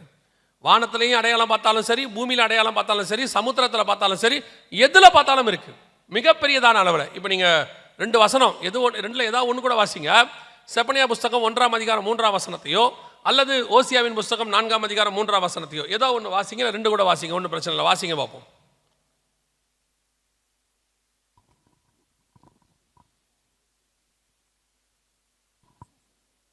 இருக்கா செப்பனியா? மனுஷரையும் மிருக ஜீவன்களையும் வாரிக்கொள்ளுவேன். தேடி பார்க்கறத பார்த்தா நான் செப்பனியா இல்லைன்னு நினைச்சிட்டேன். இருக்கா? வாசிங்க, 1:3 வாசிங்க. மனுஷரையும் மிருக ஜீவன்களையும் வாரிக்கொள்ளுவேன். நான் ஆகாயத்து பறவைகளையும் சமுத்திரத்து மச்சங்களையும் இடத்திற்கு ஏதுவானவைகளையும் துன்மார்க்கரோடு கூட வாரிக்கொண்டு தேசத்தில் உண்டான மனுஷரை சங்காரம் பண்ணுவேன் என்று கர்த்தர் சொல்லுகிறார். இதே காரியத்தை இன்னொரு இடத்துலயும் சொல்றார். ஓசியாவின் புஸ்தகம் 4ஆம் அதிகாரம் 3வது வசனத்துல வாசிங்க. இதே விஷயம் தான். இது நிமித்தம் தேசம் புலம்பும், அதில் குடியிருக்கிற அனைவரோடு கூட மிருக ஜீவன்களும் ஆகாயத்து பறவைகளும் தோய்ந்து போகும், கடலின் மச்சங்களும் வாரிக்கொள்ளப்படும். இது ஆண்டவர் வந்து எப்ப சொல்றாருன்னு கேட்டீங்கன்னா ஓசியா 3:5 தான் இஸ்ரவேலர்கள் திரும்பி வராங்க. வந்த பிறகு நடக்க வேண்டிய சம்பவத்தை குறித்து சொல்லும் போது அதுல ஒரு அடையாளம் என்னன்னா, பஞ்சத்தினால மிருக ஜீவன்களும் ஆகாயத்து பறவைகளும் சமுத்திரத்து காரியங்களும் எல்லாம் வாரிக்கொள்ளப்படுங்கிறார். இது சமீப காலமாக எல்லா பகுதியிலும் நடக்கக்கூடியது. இது சோமாலியா பகுதியில் பார்த்தீங்கன்னு சொன்னால் 43,000 பேர் செத்து போயிருக்கிறாங்க. முழு பஞ்சம் இந்த சைடு முழுக்க. இது கவனிச்சு பார்த்தீங்கன்னா கென்யாவில் குடிக்க தண்ணீர். ஆப்பிரிக்க நாடான கென்யாவில் கடுமையான வறட்சியால் குடிக்க தண்ணீரின்றி யானைகள் செத்து மடியும் பேரழிவு ஏற்பட்டுள்ளது. உயிருக்கு போராடும் யானை குட்டிக்கு குடிநீர் வழங்கும் பணியாளர்கள். நீரின்றி சுருண்ட யானையை மீட்கும் முயற்சி பயனளிக்காது விழுந்து மடிந்த யானை. இது கென்யா பகுதியில் ஆப்பிரிக்கா. இதை கவனிச்சு பார்த்தீங்கன்னு சொன்னா சவுண்ட் வேணும். இதை கவனிச்சு பார்த்தீங்கன்னு சொன்னா அரசாங்கமே மிருகங்களை அடித்து சாப்பிட சொல்லிடுச்சு. எல்லா வரி குதிரைகளை 700 மிருகங்களை அடித்து சாப்பிட சொல்லிடுச்சு. இது 2024 நடந்தது. கொரோனாலாம் வந்த பிறகு நடக்கிற சம்பவம். எதனாலன்னு கேட்டிங்கன்னா, முழுக்க பஞ்சம், ஜனங்களுக்கு வறட்சி, சாப்பிட்றதுக்கு ஒன்றுமே இல்லை. அதனால் மிருகங்களை அடித்து நீங்கள் சாப்பிடுங்கன்னு சொல்லி 700 வரி குதிரைகள், யானைகள் எல்லாத்தையும் அடித்து சாப்பிட தொடங்கிட்டாங்க. இது நாம்பியாவில். இதே மாதிரி ஒரு காரியம் ஜிம்பாப்வேலையும் நடந்திருக்கு. அங்கேயும் அரசாங்கம் சொல்லுது மிருக ஜீவனங்களை அடித்து சாப்பிடுங்க. உலகளாவிய பார்த்தீங்கன்னு சொன்னால், ஒரு பக்கம் மனுஷர்கள் இயற்கை பேரழிவில் பல்காக 2000 பேர் 3000 பேர். இப்போ ஆக்சுவலாக இதெல்லாம் நமக்கு ஒரு பெருசாகவே தெரிய ஆரம்பிக்கவே இல்லை. பாருங்கள், நான் சொல்கிறது முந்தியெல்லாம் பார்த்தீங்கன்னா ஒரு சின்ன ஆக்சிடென்ட் நடந்துச்சுனாலே பேப்பரில் வரும்போது ஜனங்க பரிதவிப்பாங்க, சரி எவ்வளோ பேர் 2-3 பேர்லாம் ஆக்சிடெண்ட்டில் சாவுறாங்கம்பாங்க. இப்போது பல்காக ஒரு ஃப்ளைட்டே மொத்தம் எரிஞ்சு போகுது. ஒரு நாள் தான் மக்களுக்கு அதோட எண்ணம் மைண்டில் இருக்குது, 2வது நாள் மறந்து போகுது. பெரிய பூமி அதிர்ச்சி, 2000 பேர் மூழ்கிடுறாங்க, ஜனங்களுக்கு அது மைண்ட்லேயே நிற்க மாட்டேங்குது. ஏன்னா அந்த அளவுக்கு உணர்வில்லாத இருதயம் வந்துருச்சு, அந்த அளவுக்கு இன்சிடென்ட்ஸ் நடக்குது, அடுத்து அடுத்து அடுத்து அடுத்து நடக்கிறதுனால நமக்கு அது ஒரு பெரிய விஷயமாவே தோன்றாமல் போயிடுச்சு. அதான் நான் சொல்கிறேன், கோவிட்ல 2 கோடி பேர் செத்துருக்காங்க. நமக்கு ஏதாவது பெருசாக பட்டுச்சா, ஏதாவது தோணுச்சா? அந்த நேரத்தில் மட்டும் ஒரு பயம் இருந்துச்சு, அவ்வளோதான், முடிஞ்சிச்சு. நீங்கள் ஃபஸ்ட்டெல்லாம் பாருங்கள், உலக யுத்தம் முடிஞ்ச உடனே இந்த செத்து போனவங்களை பற்றி தானே ஒரு 10-20 வருஷம் பேசிக்கிட்டே இருந்தாங்க. அவங்களுக்கு கல்ற கட்டுறது, அதை பண்ணுறது, இதை பண்ணுறது, அவங்களாம் இப்படி செத்துட்டாங்க, ஹிரோஷிமா நாகசாக்கி எல்லாம் பேசிக்கிட்டே இருந்தாங்க. இவ்வளோ பெரிய கொரோனா நடந்திருக்கு, மறந்தே போயிட்டோம் நம்ம. அப்படி ஒரு சம்பவம் நடந்த மாதிரியே நமக்கு இல்லை. ஏதாவது நியூஸில் வந்தால் மட்டும் நினைக்கிறோம் 2 கோடி பேர் செத்து போயிருக்காங்க. அப்போ நமக்கு அந்த அந்த இருதயம், பரிதவிக்கிற இருதயம் போயிருச்சு. கடைசி காலத்தில் அன்பு தனிந்து போகும்னு இருக்கு இல்லையா, அப்படியே கேஷுவலாக கடந்து போயிட்டு இருக்கிறோம். இது எல்லாமே ஒரு அடையாளம்ங்கிறது நமக்கு தெரியல. ஜனங்கள் அப்படியே மனசாட்சியில் சூடுண்டவங்களாம் கொஞ்சம் கொஞ்சமாக மாறிக்கிட்டே இருக்கிறாங்க. பக்கத்தில் ஒருத்தர் அடிபட்டு செத்தா செல்ஃபோனில் ஃபோட்டோ எடுக்கணும் தான் தோணுதே ஒழிய அவனுக்கு உதவி செய்யணுங்கிற காலமே போயிடுச்சு. இப்போ 2 பேர் உதவி செஞ்சால் 20 பேர் வீடியோ எடுக்கிறான். அதான் நடக்குது. இப்போ எவ்வளோ ஒரு அற்பத்தனம் பாருங்க. அந்த இடத்துல இப்போ நம்ம இருக்கிறோம். நம்ம கண்ணுக்கு முன்னாடி பஞ்சத்தினுடைய உச்சம், தண்ணி பஞ்சம், ஒரு பக்கம் சாப்பாட்டு பஞ்சம் போயிட்டே இருக்குது. இது இல்லாமல் இன்னொரு பஞ்சம் இருக்குது, காத்து பஞ்சம். அது என்னங்கிறது பைபிள் சொல்லுது. நான் எப்படி எக்ஸ்பிளைன் பண்ணுறேன் உங்களுக்கு பாருங்க. வெளிப்படுத்தின விசேஷம் 7ஆம் அதிகாரம் 1வது வசனத்தை வாசிங்க. வெளிப்படுத்தல் 7:1 வாசிங்க. இவைகளுக்கு பின்பு பூமியின் 4 திசைகளிலும் 4 தூதர்கள் நின்று, பூமியின் மேலாவது, சமுத்திரத்தின் மேலாவது, ஒரு மரத்தின் மேலாவது, காற்று அடியாதபடிக்கு பூமியின் 4 காற்றுகளையும் பிடித்திருக்க கண்டேன். இது என்ன ஆக்சுவலா நடக்குது அப்படின்னு கேட்டீங்கன்னு சொன்னா, இதுக்கு ஸ்பிரிச்சுவல் காரணங்களும் இருக்கு, உலக காரணங்களும் இருக்கு. இது ஆக்சுவலா என்னன்னு கேட்டீங்கன்னா, வருகைக்கு முன்னாடி நடக்குது. 7ஆம் அதிகாரம் 9ஆம் வசனம். 7:9 வருகை நடக்குது. இது 7:1 7:9 தான் வருகை இருக்கு. சபை போயிடுது பரலோகத்துக்கு. அதுக்கு முன்னாடி 6ஆம் அதிகாரம் கடைசி 12 முதல் பார்த்தீங்கன்னா 6வது முத்திரை. அதில் பார்த்தீங்கன்னா ஒரு பெரிய டிசாஸ்டர் நடக்குது, இயற்கை பேரழிவு. அது இப்போ நம்ம பின்னாடி உங்களுக்கு சொல்கிறேன். சோலார் சுனாமின்னு சொல்லி ஒரு பெருசு ஒன்று, அதை பற்றி தான் விஷயங்கள்லாம் அதில் இருக்குது. அதனுடைய விளைவாக என்ன ஆகுதுன்னு கேட்டிங்கன்னா, பூமியின் மேலே ஒரு மிகப்பெரியதான காற்று பஞ்சம் உருவாகுது, ஒரு வெற்றிடம் உருவாகுது. இப்போது சுவாசிக்கிறதுக்கு ஜனங்க காற்று இல்லாமல் ஸ்தம்பிக்கிற மாதிரி.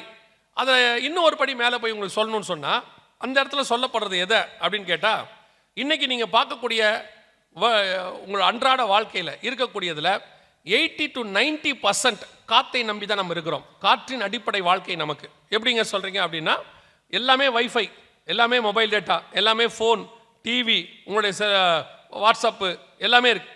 உங்களுடைய கோவிடுக்கு பிறகு நல்லா கவனிச்சு பாருங்கள், எல்லாமே ஆன்லைனாக மாறிடுச்சு, மேக்ஸிமம் மாறிடுச்சு. ஒர்க் ஃப்ரம் ஹோம் அப்படின்னாங்க. அடுத்து ஸ்கூல் ஹோம் ஸ்கூல் ஆயிடுச்சு. அதாவது என்ன சொல்லுவாங்க, ஆன்லைன் கிளாஸஸாக மாறிடுச்சு.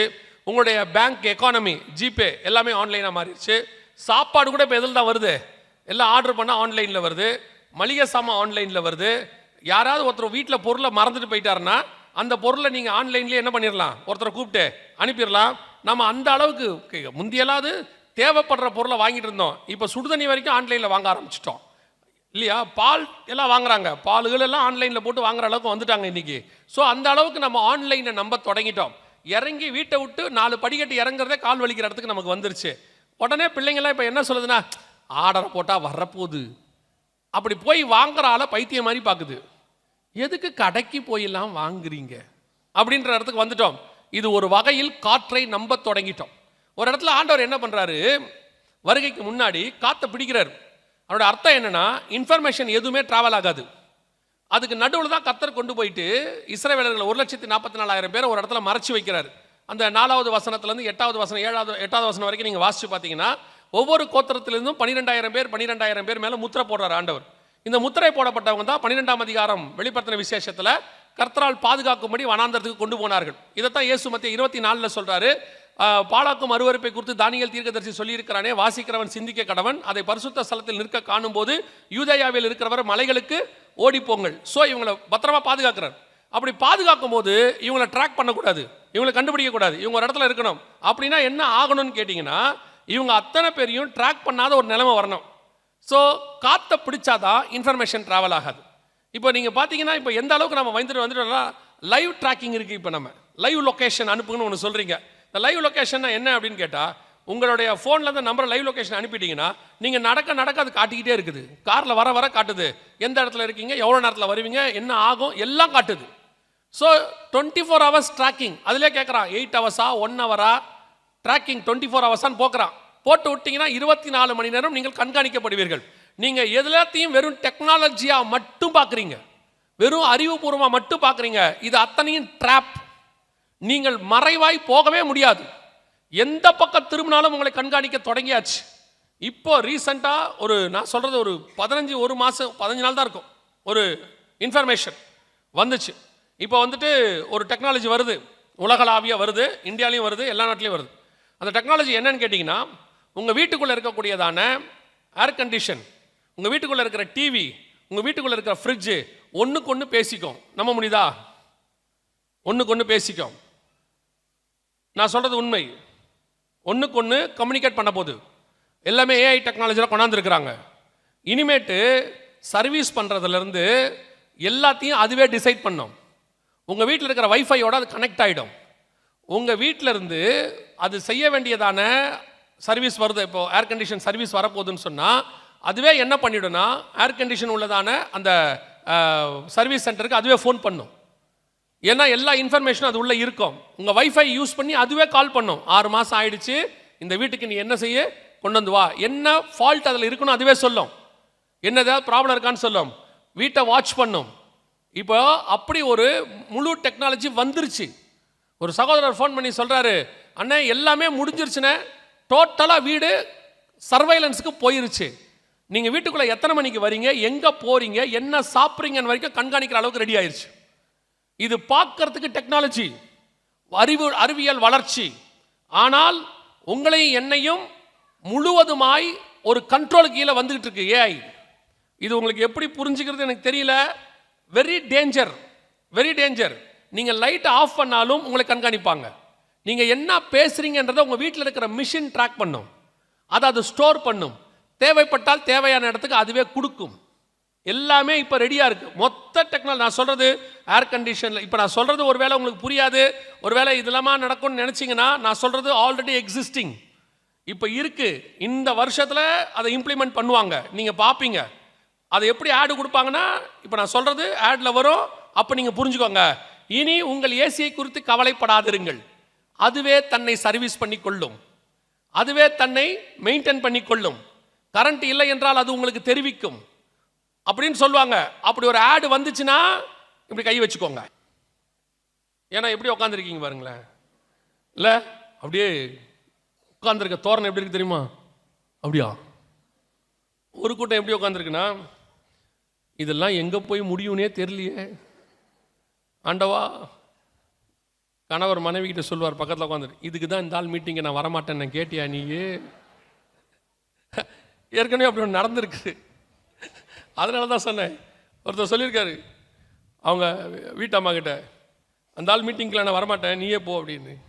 அப்போது அவங்க சொல்லியிருக்காங்க, ஏன் அவர் ஒன்றும் தப்பாக ஒன்றும் சொல்கிற மாதிரி தெரியலையே. தப்பாலாம் அந்த ஆள் அவர் சொன்னதை அவங்க அப்படியே சொன்னாங்க. தப்பாலாம் ஒன்றும் சொல்லலை அவன், ஆனால் சொல்லி அனுப்புகிறாப்புல 3 நாளைக்கு தூக்கம் வர மாட்டேங்குது, அதுவே மைண்டில் வரும். இவையெல்லாம் சம்பவிக்க வேண்டியதே இப்போ இல்லை, வருகைக்கு பின்னாடி தான் கண்காணிக்க தொடங்குவாங்க. அதுக்கான ஆயத்தம் நடக்குது. இது ஆயத்தப்படுற மாதிரியே பரலோகமும் உங்களை எண்ணியும் கொண்டு போகிறதுக்கு ஆயத்தப்படுத்திட்டு இருக்குது. இந்த செகண்ட் முடிவடையும் போது அந்த அதனால தான் சொன்னேன், 7ஆம் அதிகாரம் 1 முதல் 8 வசனம் இப்போ காத்து காரியம் நடந்துகிட்டு இருக்கு. 9 நம்ம பரலோகத்துக்கு போயிடுறோம். 8ஆம் அதிகாரத்தில் தான் எக்காலம் ஊத ஆரம்பிக்கிறாங்க. அப்போ தான் ஜனங்களை கண்காணிக்கிறதெல்லாம் அவளை கவர் பண்ணுறாங்க. ஸோ இப்போ அந்த இடம் நம்ம 7ஆம் அதிகாரம் 1 முதல் 8 வசனத்தில் இருக்கக்கூடிய அந்த காலகட்டத்து ஜனங்களாக இருக்கிறோம். ஸோ டோட்டலாக நம்மளை கண்காணிக்கிறதுக்கான எல்லாம் நடக்குது. வீட்டை விட்டு வெளியே வந்தீங்கன்னா சேட்டலைட் பார்க்கும், வீட்டுக்குள்ளே இருந்தீங்கன்னா வைஃபை உங்களை பார்த்துக்கொள்ளும். இப்போ நீங்கள் வைஃபை மொபைல் டேட்டா இல்லாமல் வாழ போகிறதே இல்லைன்னா நீங்கள் டென்ஷன் ஆயிடுவீங்க. வாட்ஸ்அப்பில் மெசேஜ் வராட்டி ஒரு அரை மணி நேரம் வரலடா அவனுக்கு சந்தேகம் வருது, ஃபோன் வேலை செய்தா, ஏன் மெசேஜ் வரல, உடனே பக்கத்தில் உள்ள மனைவியோ கணவன்ட்டே கேட்குறாங்க, உங்களுக்கு வாட்ஸ்அப் வேலை செய்தா, எனக்கு ஒரு மெசேஜ் கூட வரல. அவர் சொல்கிறார் எனக்கு வருது. இவங்களுக்கு எவனும் அனுப்பலை, அதான் முக்கியமே. ஆனால் அவங்களுக்கு மெசேஜ் வரலன்னா என்ன ஆயிடுது, ஐயோ வாட்ஸ்அப் வேலை, உடனே ஃபோன் பண்ணி வேறு கேட்குறாங்க, உனக்கு வாட்ஸ்அப்லாம் வேலை செய்தா, எனக்கு மெசேஜே வரல, ஒரு மெசேஜ் அனுப்பு, உடனே அவன் ஹாய். அதை பார்த்தோன்னே இவங்களுக்கு ஒரு பெரிய திருப்தி, வந்துடுச்சு, ப்ளூடிக் ஆயிடுச்சு, சந்தோஷம். நாம் இப்போ எந்த இடத்துல இருக்கிறோன்னா, முந்தியெல்லாம் ஃபோன் வந்தால் மெசேஜ் வந்தால் எடுத்து பார்த்தோம், இப்போ மெசேஜ் வந்திருக்குதான்னு எடுத்து பார்க்குறோம், அடிக்ட் ஆகிட்டோம். ஆக்சுவலாக அதான் உண்மை. சும்மாவே நீங்கள் பாருங்களேன், உட்காந்துருக்கும் போது ஏண்டா பார்த்த, சும்மா தான், அதில் என்ன இருக்குது, சும்மா அது வந்து ஒரு மேனரிசம் மாதிரி ஆயிடுச்சு. சில தலையை சொறிவான், சொல்ல மூக்க நோண்டுவாம்ல, அது மாதிரி. எங்கேயா உட்காந்துருக்கா, இப்போ ஏண்டா அதை பார்த்த, மெசேஜ் வந்துச்சா, இல்லை வந்திருக்கான்னு பார்த்தேன். அதான் ஒரு நோட்டிஃபிகேஷன் டோன் வச்சிருக்கேன், அதெல்லாம் இருக்கட்டும், வந்துச்சான்னு பார்த்தேன். முந்தியெல்லாம் குடும்பத்தோட நம்ம ரெஸ்டாரண்ட்டுக்கெல்லாம் போனோம்னா எல்லாத்தையும் கொண்டு வந்து வச்ச உடனே ஜோம் பண்ணும் தானே, சேர்ந்து ஜோம் பண்ணும்ல. இப்போ நல்லா பாருங்கள், வச்ச உடனே இருங்க அப்படிங்குது, ஃபோட்டோ எடுக்குது மொத்தத்தையும். ஜபம்லாம் அப்புறம்தான், முதல்ல ஃபோட்டோ எடுத்த வேகத்திலேயே ஃபேஸ்புக்கில் அப்லோட் பண்ணிடுது, இல்லைன்னா ஸ்டேட்டஸில் போட்டு விட்டுறாங்க. நம்ம சாப்பிட்டு முடிச்சுக்கு வீட்டுக்கு வரத்துக்குள்ளே ஒருத்தன் ஃபோன் பண்ணுறான், என்ன ரெஸ்டாரண்ட்டில் இருக்க போல, சாப்பிட்டுக்கிட்டு இருக்க போலன்னு. என்ன அப்டேட் பாருங்க. இதுவே நீங்கள் வசனத்தை எடுங்க, செப்பனியா தேடுறாங்க, என்ன செப்பனியாவை காணுமே, செப்பனியா புறப்பட்டு ஊருக்கு போயிட்டார். யோசிச்சு பாருங்க, ஒரு சாப்பிட்டு முடிச்சு வீட்டுக்கு வரத்துக்குள்ளே அப்டேட் ஆகிடுது. அன்றைக்கி ஒருத்தர் வாட்ஸ்அப்பில் ஸ்டேட்டஸ் வச்சிருக்காரு, அது யாருக்கு வச்சாருன்னு எனக்கு இன்னுமே புரியல. அந்த ஸ்டேட்டஸ் வச்சிருக்காரு, நாங்கள் குடும்பமாய் புறப்பட்டு கொடைக்கானல் போகிறோம். இந்த ஸ்டேட்டஸ் யாருக்கு? எனக்கு என்னமோ அந்த ஊர் திருடனுக்கு மாதிரி இருந்துச்சு. நாங்கள் வீட்டில் இல்லை, நீ வந்துட்டு போ, ஃப்ரீயாக தான் இருக்குது வீடுன்னு. எதுக்கு ஸ்டேட்டஸில் என்ன வைக்கணும், ஏதை வைக்கணும்? ஸ்டேட்டஸ்னால் என்ன? நம்ம இருக்கிற நிலைமையை அன்றைக்கி சொல்லக்கூடியதான் ஸ்டேட்டஸ். இன்றைக்கி நம்ம அந்த அளவுக்கு ஃபோனில் அடிக்ட், வைஃபைல அடிக்ட், மொபைல் டேட்டா. இப்போலாம் 3 மாதத்துக்கு 1 வருஷத்துக்கு ரீசார்ஜ் பண்ணுறவங்களாம் இருக்கான். டோட்டலாக 1 வருஷத்துக்கு ரீசார்ஜ் பண்ணி விட்டுரு, அது பாட்டு நிறுத்திட்டு போட்டோம். அந்த அளவுக்கு கேர்ஃபுல்லாக இருங்க. காற்றை ஏன் கத்தர் பிடிக்கிறாருன்னா, இன்ஃபர்மேஷன் ட்ராவல் ஆகிறத தடுக்கிறாரு. ஏன்னா கொண்டு போய் 1,44,000 பேர் என்ன பண்ணணும், மறைச்சு வைக்கணும். ஸோ அவங்க இல்லாத இடத்துக்கு. அதனால தான் ஆண்டவர் எங்கே கொண்டு போய் ஒளிச்சு வைக்கிறாருன்னு பாருங்க, ரொம்ப அழகாக இருக்கும். மலையிலும் குகையிலும் கொண்டு போய் வைக்கிறாராம். ஓசியா 10:28 நினைக்கிறேன், அதில் சொல்லுவார், 10:8 10:28 சொல்லுவார், மலைகளிலும் குகைகளிலும் கொண்டு போய் அவங்கள ஒளிச்சு வைக்கிறாருன்னு இருக்கு. அதே காரியம் தான் வெளிப்படுத்தல் 6:15-16 இருக்கும். பூமியின் ராஜாக்கள், பெரியோர்கள், ஐஸ்வர்யவான்கள், சேனை தலைவர்கள், பலவான்கள், சுயாதீனர் யாவரும், அடிமைகள் யாவரும் பர்வதங்களின் குகைகளிலும் கண்மலையிலும் ஒளிந்து கொண்டு, வெளிப்படுத்தல் 6:15 இருக்கும். இதே காரியம்தான் உங்களுக்கு ஓசியா 10 இருக்கும். அதே காரியம்தான் உங்களுக்கு 2ஆம் அதிகாரம் ஏசாயாவில் இருக்கும். 3 இடத்துல சொல்லுவார், அவங்க போய் மலையில் பதுங்கி கொள்வாங்கன்னு. அங்கே தான் உங்களுக்கு நெட்வொர்க் எடுக்காது. நெட்வொர்க் இல்லாத இடத்துல கொண்டு போய் ஆண்டவர் வைக்கிறார். இதான் 7ஆம் அதிகாரம் 1ஆம் வசனம், காற்றை பிடித்தல். இது ஒரு பக்கம், இது நடக்கிற உண்மையான சம்பவம். அதே நேரத்தில் காற்று பஞ்சம்னு ஒன்று வர ஆரம்பிச்சிருச்சு. காற்று பஞ்சம் உலகளாவிய. ஷாங்காய் சிட்டியெல்லாம் சுவாசிக்கிறதுக்கு தகுதி இல்லாத சிட்டின்ட்டான். நம்ம ஊரில் டெல்லி அப்படி தான் இருக்குது. கார்பன் டை ஆக்சைடு லெவல் 20 தான் இருக்கணுமா, அவங்க சொல்கிறாங்க 400 இருக்கான் டெல்லியில். பல நேரங்களில் ஸ்கூலுக்கே போக வேண்டாங்கிறான், பிள்ளைகளை ஸ்கூல் பக்கம் போக வேண்டாம், வீட்டுக்குள்ளே இருங்க, வீட்டிலேருந்து படிங்கன்றான். எல்லா பஞ்சமும் எல்லா பக்கமும் வர தொடங்கி விட்டது. ஒரு பக்கம் சாப்பாட்டு பஞ்சம், ஒரு பக்கம் தண்ணி பஞ்சம், ஒரு பக்கம் காற்று பஞ்சம். இதெல்லாம் தாண்டி உச்சமாக இதெல்லாம் வெளியே நடக்கக்கூடியது. சபைக்குள்ள ஒரு பஞ்சம் இருக்கு. ஆமோஸ் புஸ்தகம் 8ஆம் அதிகாரம் 11வது வசனத்தை வாசிங்க. ஆமோஸ் புஸ்தகம் 8:11 வாசிங்க. இதோ நான் தேசத்தின் மேல் பஞ்சத்தை அனுப்பும் நாட்கள் வரும். ஆகார குறைவினால் உண்டாகிய பஞ்சம் அல்ல, ஜலக்குறைவினால் உண்டாகிய தாகம் அல்ல. கர்த்தருடைய வசனம் கேட்க கிடையாத பஞ்சத்தை அனுப்புவேன் என்று கர்த்தராகிய ஆண்டவர் சொல்லுகிறார். கர்த்தருடைய வசனம் கேட்க கிடையாத பஞ்சத்தை அனுப்புவேன் என்று கர்த்தர் சொல்லுகிறார். கர்த்தருடைய வசனம் கேட்க கிடையாத பஞ்சம்னா என்ன? வசன பஞ்சம்னு ஆண்டவர் சொல்றார். அது எப்படி நடக்கும் வசன பஞ்சம்? இப்போ நீங்கள் எடுத்து பாருங்க, முன்னாடி இருந்ததை விட சபைகள் பெருகி இருக்கு, முன்னாடி இருந்ததை விட விசுவாசிகள் பெருகி இருக்கிறாங்க, முன்னாடி இருந்ததை விட ஊழியர்கள் பெருகி இருக்கிறாங்க. அதுவும் நீங்கள் ஆன்லைனுக்கெல்லாம் போயிட்டீங்கன்னா அவ்வளோ ஊழியக்காரங்க இருக்கிறாங்க. நேற்று சொன்னேன் இல்லையா, தடுக்கி விழுந்தா ஊழியக்காரங்க தான். அதுவும் தமிழ்நாட்டுக்கு பெரிய கிஃப்ட்டு. சென்னையிலேருந்து கன்னியாகுமரி வரைக்கும் எல்லா ரேஞ்சிலையும் தீர்க்கதரிசி கிடைப்பாங்க உங்களுக்கு. 5 ரூபா ஆரம்பித்து 5000 வரைக்கும் இருக்காங்க. 10க்கு எவாஞ்சலிஸ்ட்டுகள், 10க்கு ஆன்லைன் டீச்சர்ஸ், அடி போட்டிங்கன்னா எல்லா லெவல்லையும் இருக்காங்க. அப்புறம் என்ன வசன பஞ்சம் எப்படி வரும்? நீங்களே யோசிச்சு பாருங்க. காலையில் உங்களுக்கு எத்தனை பேர் வாக்குத்தத்தம் அனுப்புகிறாங்க? உங்கள் வாட்ஸ்அப்பில் வாக்குத்தத்தத்தை க்ளீன் பண்ணுறதுக்கு எனக்கு எவ்வளோ நேரம் ஆகுது இல்லையா? எத்தனை பேர் காலைல வர வாக்குத்தத்தம் எல்லாத்தையும் படிப்பீங்க? யாரும் படிக்கிறது இல்லை. ஏதோ 1-2 படிப்பீங்க. அதுக்கப்புறம் அவருடைய இதை பேரை பார்த்தோன்னே டெலிட் பண்ணிடுவீங்க. ஒரு சிலர்லாம் 1 அனுப்புனா கூட பரவாயில்ல, 3-4 ஒன்றா அனுப்புகிறாங்க. ஒரு சிலர்லாம் வீடியோ அனுப்புகிறாங்க. காலையில் வாக்குத்தத்தம். இப்படி பார்த்தீங்கன்னா இவ்வளோ வாக்குத்தத்தம் நமக்கே குமியுது காலங்கத்தால். எங்களுக்கெல்லாம் ஒரு 30 வருஷத்துக்கு ஒரு வாக்குத்தத்தம் வரும். ஜனவரி மாதம் 1ஆம் தேதி. இப்போ டெய்லி காலையில் 10 வாக்குத்தத்தம், 15 வாக்குத்தத்தம் இப்படி வந்துக்கிட்டே இருக்கு. டெலிட் பண்ண முடியாமல் இருக்கு. அதுக்கப்புறம் மொத்தமாக ஒரு நாள் உட்காந்து ஃபார்மெட் அடிக்கிறான், ஏன்னா ஃபுல்லாகிடுது. அந்த அளவுக்கு வாக்குத்தத்தம்.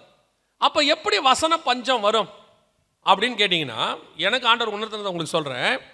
இப்போ இந்த பூமி வந்து 71% தண்ணி, 29% லேண்ட் அப்படின்னு சொல்கிறாங்க. 70-30ங்கிறாங்க, சில 29-71ங்கிறாங்க.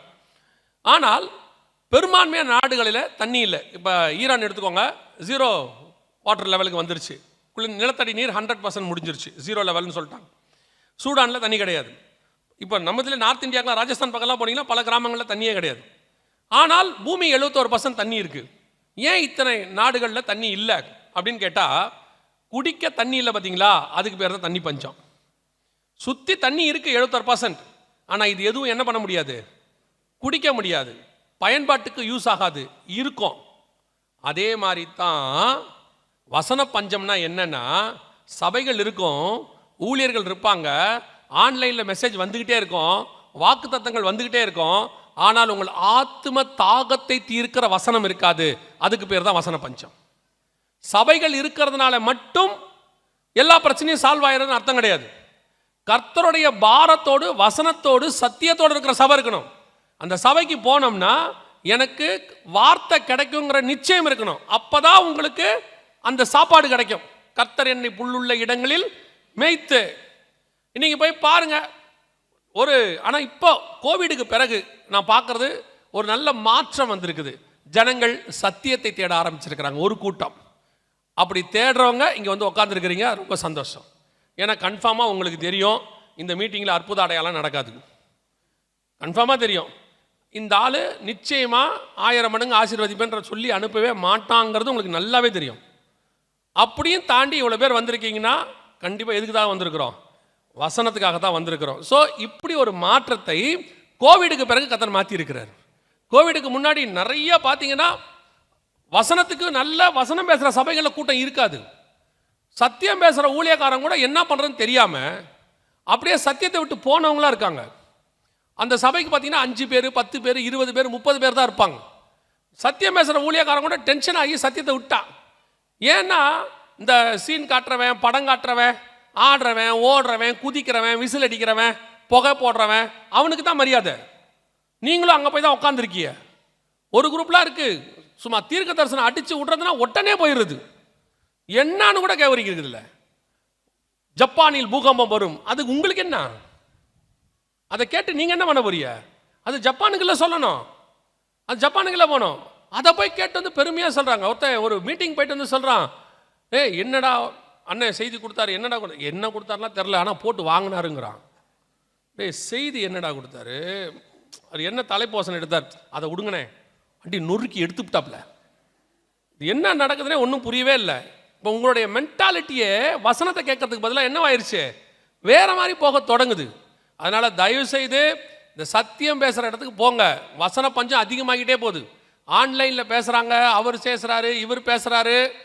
இப்போவும் சொல்கிறேன், எப்படி உங்கள் பையனையோ உங்கள் பொண்ணையோ ஒரு ஸ்கூலுக்கு அனுப்பி ஒரு டியூஷனுக்கு அனுப்புகிறீங்களோ, அதே மாதிரி ஒரு சபைக்கு போய் ஒரு போதகர் கீழே படிங்க, போதும். இந்த அளப்புண்டு தெரியாதீங்க. இப்போ நிறைய பேர் அங்கே போய் அதை படிக்கிறேன், இங்கே போய் இதை படிக்கிறேன்னு போய் உபதேசத்தை விட்டு வெளியே போய் காணாமல் போயிடுறாரு. அதைத்தான் வசன பஞ்ச காலம். இன்னைக்கு தயவு செய்து ஏமாறாது இருங்கள். காலையில் கூட செய்தி அதான் ஆண்டவர் கொடுத்தாரு. நிறைய கள்ள உபதேசங்கள் தலைவிரிச்சு ஆடிக்கிட்டு இருக்குது. எல்லா பக்கத்துக்கும் போய் உங்களை ஏமாறாதீங்க. இப்போ ஒவ்வொருத்தருக்கும் ஒரு நல்ல சபை கர்த்தர் கொடுத்துருப்பாரு. இந்த சபையை சார்ந்தவங்களுக்கு சொல்கிறேன், ஒருவேளை வெளி சபையிலேருந்து வந்திருந்தீங்கன்னா உங்கள் சபையில் நல்ல சத்தியம் இருக்குன்னா அங்கேயே இருங்க. ஒருவேளை உங்கள் போதகர் கடினமாக நடத்துகிறாரு, கொஞ்சம் திட்டுறாரு, சத்தியம் இருக்கா, 2 அடி கூட வாங்கிங்க, ஒரு தப்பும் இல்லை, ஒரு தப்பும் இல்லை. இப்போ எங்கள் பாஸ்டரெல்லாம் எங்களெல்லாம் அடிக்காத குறை தான், ஒரு சிலரெல்லாம் அடிச்சேயும் இருக்காரு. ஆனால் எங்களுக்கு என்ன ஒரே ஒன்று, சத்தியத்தில் வளர்க்கப்பட்டோம், அவ்வளோதான். ஒரு கன்ஃபர்மேஷன், எங்கள் சபை கண்டிப்பாக பரலோகத்துக்கு போகும். அப்படி ஒரு போதற்கையில் வளர்ந்ததுனால தைரியமாக சொல்லுவேன், இன்னைக்கு நான் ஒரு ஊழியக்காரனை நிற்கிறேன். சில நேரத்தில் நீங்கள் திட்டாரு, சத்தியம் ரொம்ப கடினமாக இருக்குது, அவர் ஒரு மாதிரி பேசுகிறாருங்கன்னா கஷ்டம். மோதிர கையில் குட்டு வாங்கினாலும் பரவாயில்லம்பாங்க. அந்த மாதிரி தான் நல்ல சத்தியம் பேசுகிற ஊழியக்காரங்கிட்ட திட்டு வாங்கினாலும் தப்பு இல்லை. அந்த சபைக்குள்ளே தங்கிடுங்க, உங்கள் ஆத்துமாய் பரலோகத்துக்கு போகும். அங்கே அன்பாக பேசுகிறாரு, தடவி கொடுக்குறாரு, அங்கே போனால் பிரியமானவர்களே அப்படிங்கிறாரு, அதெல்லாம் ஒன்றும் ஆக போகிறதில்ல. அது எவாஞ்சலிசம், கரெக்ட், ஓகே. உலகத்தில் நம்ம போய் பேசும்போது ஜனங்களுக்கு அன்பை குறித்து பேசுகிறோம், கிறிஸ்துவின் பாடுகளை பற்றி பேசுகிறோம். இங்கே உள்ளே வந்த பிறகு அதெல்லாம் இல்லை. பையனுக்கு வீட்டில் தான் அப்பா அம்மா என்ன செய்வாங்க, நல்லா உட்கார வச்சு ஊட்டியெல்லாம் விடுவாங்க. ஸ்கூலுக்கு போனால் டீச்சர் ஊட்டியெல்லாம் விடாது, நவுத்தி எடுத்துரும், அவ்வளோதான். டீச்சர்கிட்ட போய் சொல்ல முடியுமா, எங்கள் அம்மா என்னை படுக்க வச்சு சாப்பாடு கொடுத்தாங்கன்னா ஏறி மிதிப்பேங்கோ, வந்தியா படிச்சியா போனியான்னு இருக்கணும்னு இருக்கும், அவ்வளோதான். அதே மாதிரி தான் சபை என்பது உருவாக்குகிற இடம். இங்கே நீங்கள் அதெல்லாம் எதிர்பார்க்கக்கூடாது. வந்தேன், சத்தியத்தை கற்றுக்கிட்டேன், கர்த்தருக்குள்ளே நிலை நின்ன, கர்த்தர் வரும்போது நான் போவேன், அந்த நிச்சயத்தோடு கூட இருக்கிற சபைகளுக்கு போங்க. அல்லேலூயா. வசன பஞ்சம் எல்லா பக்கமும் போயிட்டு இருக்குது. 3வது 6ஆம் அதிகாரம் 8ஆம் வசனம் வெளிப்படுத்தின விசேஷத்தில் பட்டயத்தினாலும், அடுத்து பஞ்சத்தினாலும், 3வது சாவினாலும். இந்த சாவினாலும்ங்கிறதுக்கு என்னன்னு கேட்டிங்கன்னா இயற்கை பேரழிவுகள் அல்லது டிசாஸ்டர்ஸ் அப்படின்னு சொல்லுவாங்க. இப்போ இயேசு கிறிஸ்து மத்திய 24 நம்முடைய வருகைக்கான அடையாளங்கள் என்னன்னு கேட்டபோது அவர் சொன்ன அடையாளங்களில் ஒன்று பாருங்க, கொள்ளை நோய் இருக்குது, பஞ்சம் இருக்குது. 3வது கடைசியாக என்ன சொல்கிறாரு, பூமி அதிர்ச்சிகளும் அப்படிம்பார். இயற்கை பேரழிவை பற்றி பேசுவார். இந்த குறிப்பிட்ட நான் சொல்கிறது இந்த ஒரு 10 வருஷம், ஆனால் நீங்கள் எடுத்துக்கொள்ள வேண்டியது 2004 நமக்கு சுனாமி ஒன்று வந்துச்சு. இந்த 22 வருஷமாக நீங்கள் நல்லா கவனித்து பார்த்தீங்கன்னா பெரிய பெரிய பூமி அதிர்ச்சிகள் உலகளாவிய நடந்திருக்கு. வெறும் பூமி அதிர்ச்சி பற்றி மட்டும் சொல்கிறேன், இது இல்லாமல் எத்தனையோ பெரிய பெரிய பேரழிவுகள், காட்டுத்தீயிலேருந்து என்னென்னமோ நடந்திருக்கு. அது எல்லாமே இன்ஃபர்மேஷனாக எடுத்து வச்சுருக்கிறோம். ஆனால் இயேசு சொன்னதில் இது பார்த்தீங்கன்னு சொன்னால் ஐஸ்லாண்டில் எரிமலை வெடிச்சது, 40 கிலோமீட்டருக்கு எரிஞ்சு போச்சு.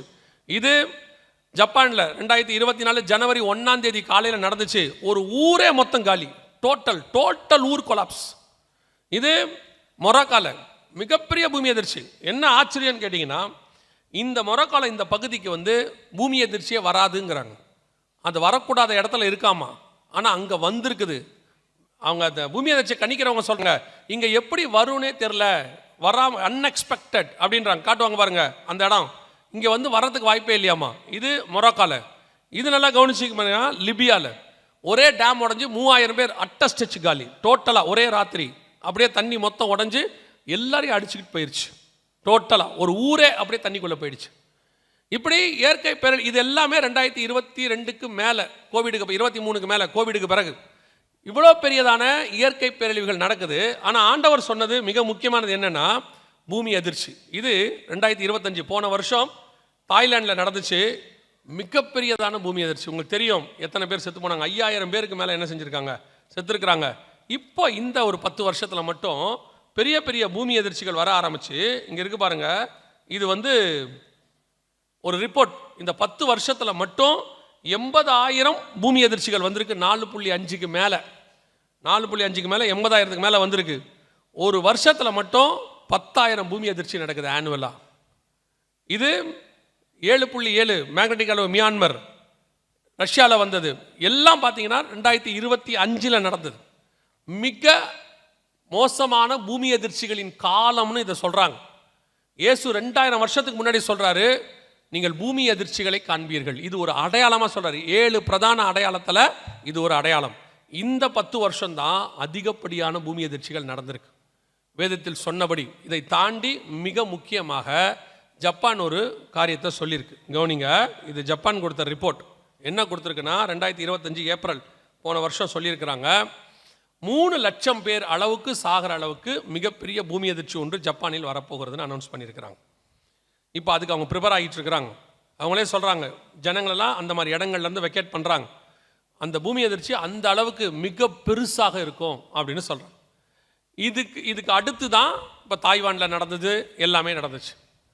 இது நம் காலத்தில் இந்த 10 வருஷத்துக்குள்ளே நடந்தது. இங்கே பாருங்க, இது எத்தனை பூமி அதிர்ச்சி எப்படி நடந்திருக்குன்னு சொல்கிறாங்க பாருங்கள். 2015 25க்குள்ளே 10 வருஷத்தில் சிவப்பு கலர் டாட்ஸ் இருக்குல்ல, இது எல்லாமே பூமி அதிர்ச்சி. அத்தனையும் டோட்டல் உலகத்தில் எல்லா பகுதியிலும் இருக்குது பாருங்கள். ஆஸ்திரேலியாவில் ஆரம்பித்து சவுத் அமெரிக்காவிலேருந்து இந்த பக்கம் ஆப்பிரிக்கா எல்லா பகுதியிலும் நடந்திருக்கு பாருங்கள் பூமி அதிர்ச்சிகள். அந்த குட்டி குட்டி டாட் ஒவ்வொன்றும் ஒரு பூமி அதிர்ச்சி. எத்தனை லட்சம்னு நீங்கள் போய் பாருங்கள், சும்மா ஒரு கூகுளில் போய் செக் பண்ணி பாருங்கள். இந்த ஒரு 15-20 வருஷம்தான் இவ்வளோ பூமி அதிர்ச்சிகள் நடந்திருக்கு. 2000க்கு அப்புறம் இவ்வளவு அடையாளங்களும் இயேசு சொன்னது, இவ்வளவும் நம் கண்களுக்கு முன்பாக இயேசு சொன்னது. இதை தாண்டி நேற்று நான் சொன்னேன், இப்பவும் சொல்கிறேன், ஒரு உங்களுக்கு புரிதலுக்காக அல்லது உங்களுடைய ஞாபகத்துக்காக 2 பெரிய பூமி அதிர்ச்சிகள் இன்னும் வர வேண்டியிருக்கு. பைபிள் படி 2 வரணும்.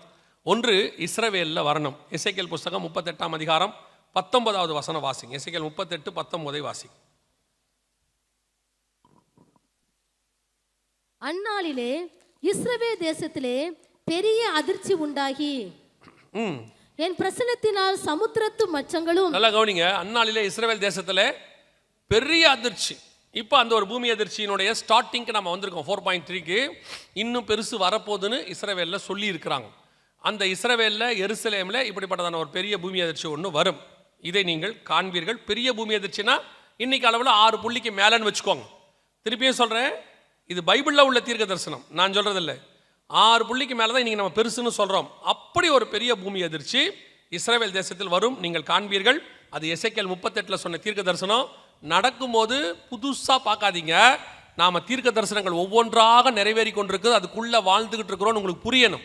இதெல்லாம் அடையாளமாக தான் இயேசு சொன்னார். இதை தாண்டி இன்னொன்று வாசிங்க. வெளிப்படுத்தின விசேஷம் 16ஆம் அதிகாரம் 18-19 வாசிங்க. 16, 18, 19. சத்தங்களும் இடி முழக்கங்களும் மின்னல்களும் உண்டாயின. பூமி மிகவும் அதிர்ந்தது. பூமியின் மேல் மனுஷர்கள் உண்டான நாள் முதற்கொண்டு அப்படிப்பட்ட பெரிய அதிர்ச்சி உண்டானதில்லை. அப்பொழுது மகா நகரம் 3 பங்காக பிரிக்கப்பட்டது. எந்த இடத்துல தெரியுமா? இது எதை பற்றி தெரியுமா? ரோம் நகரத்தை பற்றி சொல்லப்பட்டிருக்கு. ரோம் நகரம் மிகப்பெரிய பூமி அதிர்ச்சியை சந்திக்கும். இந்த நகரத்தில் தான் இந்த மகா நகரம்ங்கிற பெயர் கொடுக்கப்படுது. அந்த மகா நகரம்னா எதுன்னா, அதே வெளிப்படுத்தின விசேஷம் 17ஆம் அதிகாரம் 18வது வசனத்தை வாசி. 17, 18 வாசி. நீ கண்ட ஸ்திரீயானவள் பூமியின் ராஜாக்கள் மேல் ராஜ்யபாரம் பண்ணுகிற மகா நகரமேயாம் என்றான். அன்னைக்கு பூமியின் ராஜாக்கள் மேல் ராஜ்யபாரம் பண்ணின மகா நகரம் ரோம் நகரம். அந்த நகரத்தை பற்றி பைபிள் சொல்லுது. 7 மலை உள்ள நகரம் அங்கே இருக்கு. வெளிப்படுத்தல் 17:9, 17:9 சொல்லுது. 18வது வசனத்தில் அது மகா நகரம்னு இருக்கு. அந்த 7 மலை உள்ள நகரம்னா ரோம். நேற்று கூட சொன்ன குயிரினல், விமினல், கேபிட்டலின், அவென்டின், பேலண்டின், சீலியன், எஸ்குயிலின் 7 மலை. இந்த 7 மலைகள் உள்ள இடத்துல தான் பூமி அதிர்ச்சி வரும். மிக பெருசாக வரும். அது எப்படி வரும்னு கேட்டிங்கன்னா, வசனம் சொல்லுது 3 பங்கா அந்த ஊரே பிரிஞ்சிருமா. இது இப்போ நடக்குமான்னு கேட்டிங்கன்னா, இப்போ நீங்கள் ஜப்பானில் பார்த்தீங்க, ஒரு ஊரே அப்படியே போயிடுச்சு, மொத்தமாக டோட்டலாக ஸ்தம்பிச்சிருச்சு. தாய்லாண்டில் போய் பார்த்தோம் 7.7, இப்போ நம்ம பார்த்தோம். அப்படியே இப்போ நீங்கள் ஆப்பிரிக்காவில் போய் பாருங்கள், கண்டமே 2ஆக பிரிஞ்சிருக்கு. இது ஆக்சுவலாக 6th சீலில் நடக்க வேண்டியது. இது உங்களுக்கு சொல்கிறேன். இப்போது இது நடந்தது எங்கன்னு பார்த்தீங்கன்னா ஆப்பிரிக்காவில். இப்போது 2024 6வது சீல் ஆண்டவர் சொல்கிறாரு, தீவுகள் விலகி போகும் அப்படிங்கிறார். ஆப்பிரிக்கா கண்டமே 2ஆக உடஞ்சிருக்கு. இது அப்படியே பிளந்திருக்கு. இது வந்து அவங்க அனிமேஷனில் காட்டியிருக்கிறது. இது ஒரிஜினல். அது பிளந்ததை காட்டுறாங்க. அப்படியே ஆப்பிரிக்கா விட்டு பிரியுது டோட்டலாக. 6ஆம் அதிகாரம் வெளிப்படுத்தின விசேஷத்தில் சொல்லுது, தீவுகள் அகன்று போயின அப்படின்னு சொல்லி, தங்கள் இடங்களை விட்டு அகன்று போயின்னு இருக்கும். தீவு தான் இடத்தை விட்டு போகணும் இருக்கு. அப்படியே பர்டிகுலர் தீர்க்க தரிசனம். இது எல்லாமே நம் கண்களுக்கு முன்பாக நடக்குது. நம்ம கண்ணுக்கு முன்னாடி நடந்துக்கிட்டே இருக்கு, ஆண்டவர் சொன்னபடி. ஸோ இப்போ மிக முக்கியமான பூமி அதிர்ச்சிகளின் காலத்துக்குள்ள இருக்கிறோம். இந்த பூமி அதிர்ச்சிகள் உலகளாவிய மிகப்பெரியதான மாற்றங்களை கொண்டு வந்துகிட்டு இருக்கு. 4வது இயற்கை பேரழிவினாலும். அடுத்து 4வது என்ன இருக்குது? 6ஆம் அதிகாரம் 8ஆம் வசனத்தில், பூமியின் துஷ்ட மிருகங்களினாலும். பூமியின் துஷ்ட மிருகங்களினாலும் அப்படின்னா என்ன அர்த்தம்? துஷ்ட மிருகங்களினால் உண்டாகிற மரணம், அதனால ஒரு மரணம் வரப்போகுதுன்றாங்க. இதை நீங்கள் நேரடியாக எடுத்துக்கிட்டிங்கன்னா மிருகங்களால் மரணம் வரும் அப்படின்னு எடுத்துக்கலாம். மிருகங்கள் எல்லாம் ஊருக்குள்ளே வரும். இந்த பூமி எதிர்ச்சிகள் நடக்கும்போது, காட்டுக்குள்ளே பெரிய பெரிய மாற்றங்கள் வரும்போது, உங்களுக்கு தெரியும் நினைக்கிறேன், ஆட்டோமேட்டிக்காகவே கடலுக்குள்ளே பெரிய மாற்றம் வரும்போது மீன்கள்லாம் எங்கே வந்துடும்? கரைக்கு வந்துடும். இங்கே ஒரு நாட்டில் ஏதாவது பெரிய வந்துச்சுன்னா பறவைகள்லாம் பறந்து எங்கே போகும்? வெளிப்பக்கம் இன்னொரு நாட்டுக்கு போயிடும். இந்த சம்மர் வரும்போதெல்லாம் நீங்கள் பார்த்துருப்பீங்க. அதே மாதிரி பெரிய பூமி எதிர்ச்சிகள் நடக்கும்போது காட்டில் உள்ள மிருகங்கள்லாம் எங்கே வந்துட போகுது? கொஞ்சம் கொஞ்சமாக நாட்டுக்குள்ளே வர தொடங்கும். அப்படி வரும்போது துஷ்ட மிருகங்களினால் மரணம் வரும். இது ஒன்று. இப்போது 2-3 வாரத்துக்கு முன்னாடி ஊட்டியிலேருந்து ஒரு ரிப்போர்ட்டை கொடுத்துருந்தாங்க. அது என்னென்னா, அவங்களால ப்ரிடிக்ட் பண்ணவே முடியலையா, முந்தி எப்போதும் இல்லாத அளவுக்கு யானைகள் தடம் மாறி ஊருக்குள்ளே வருதான். பொதுவாக யானை தடம்னு சொல்லுவாங்க. அது ஒரு வழியாக போயிட்டு தான் ஒரு வழியாக வந்துக்கிட்டே இருக்கும்.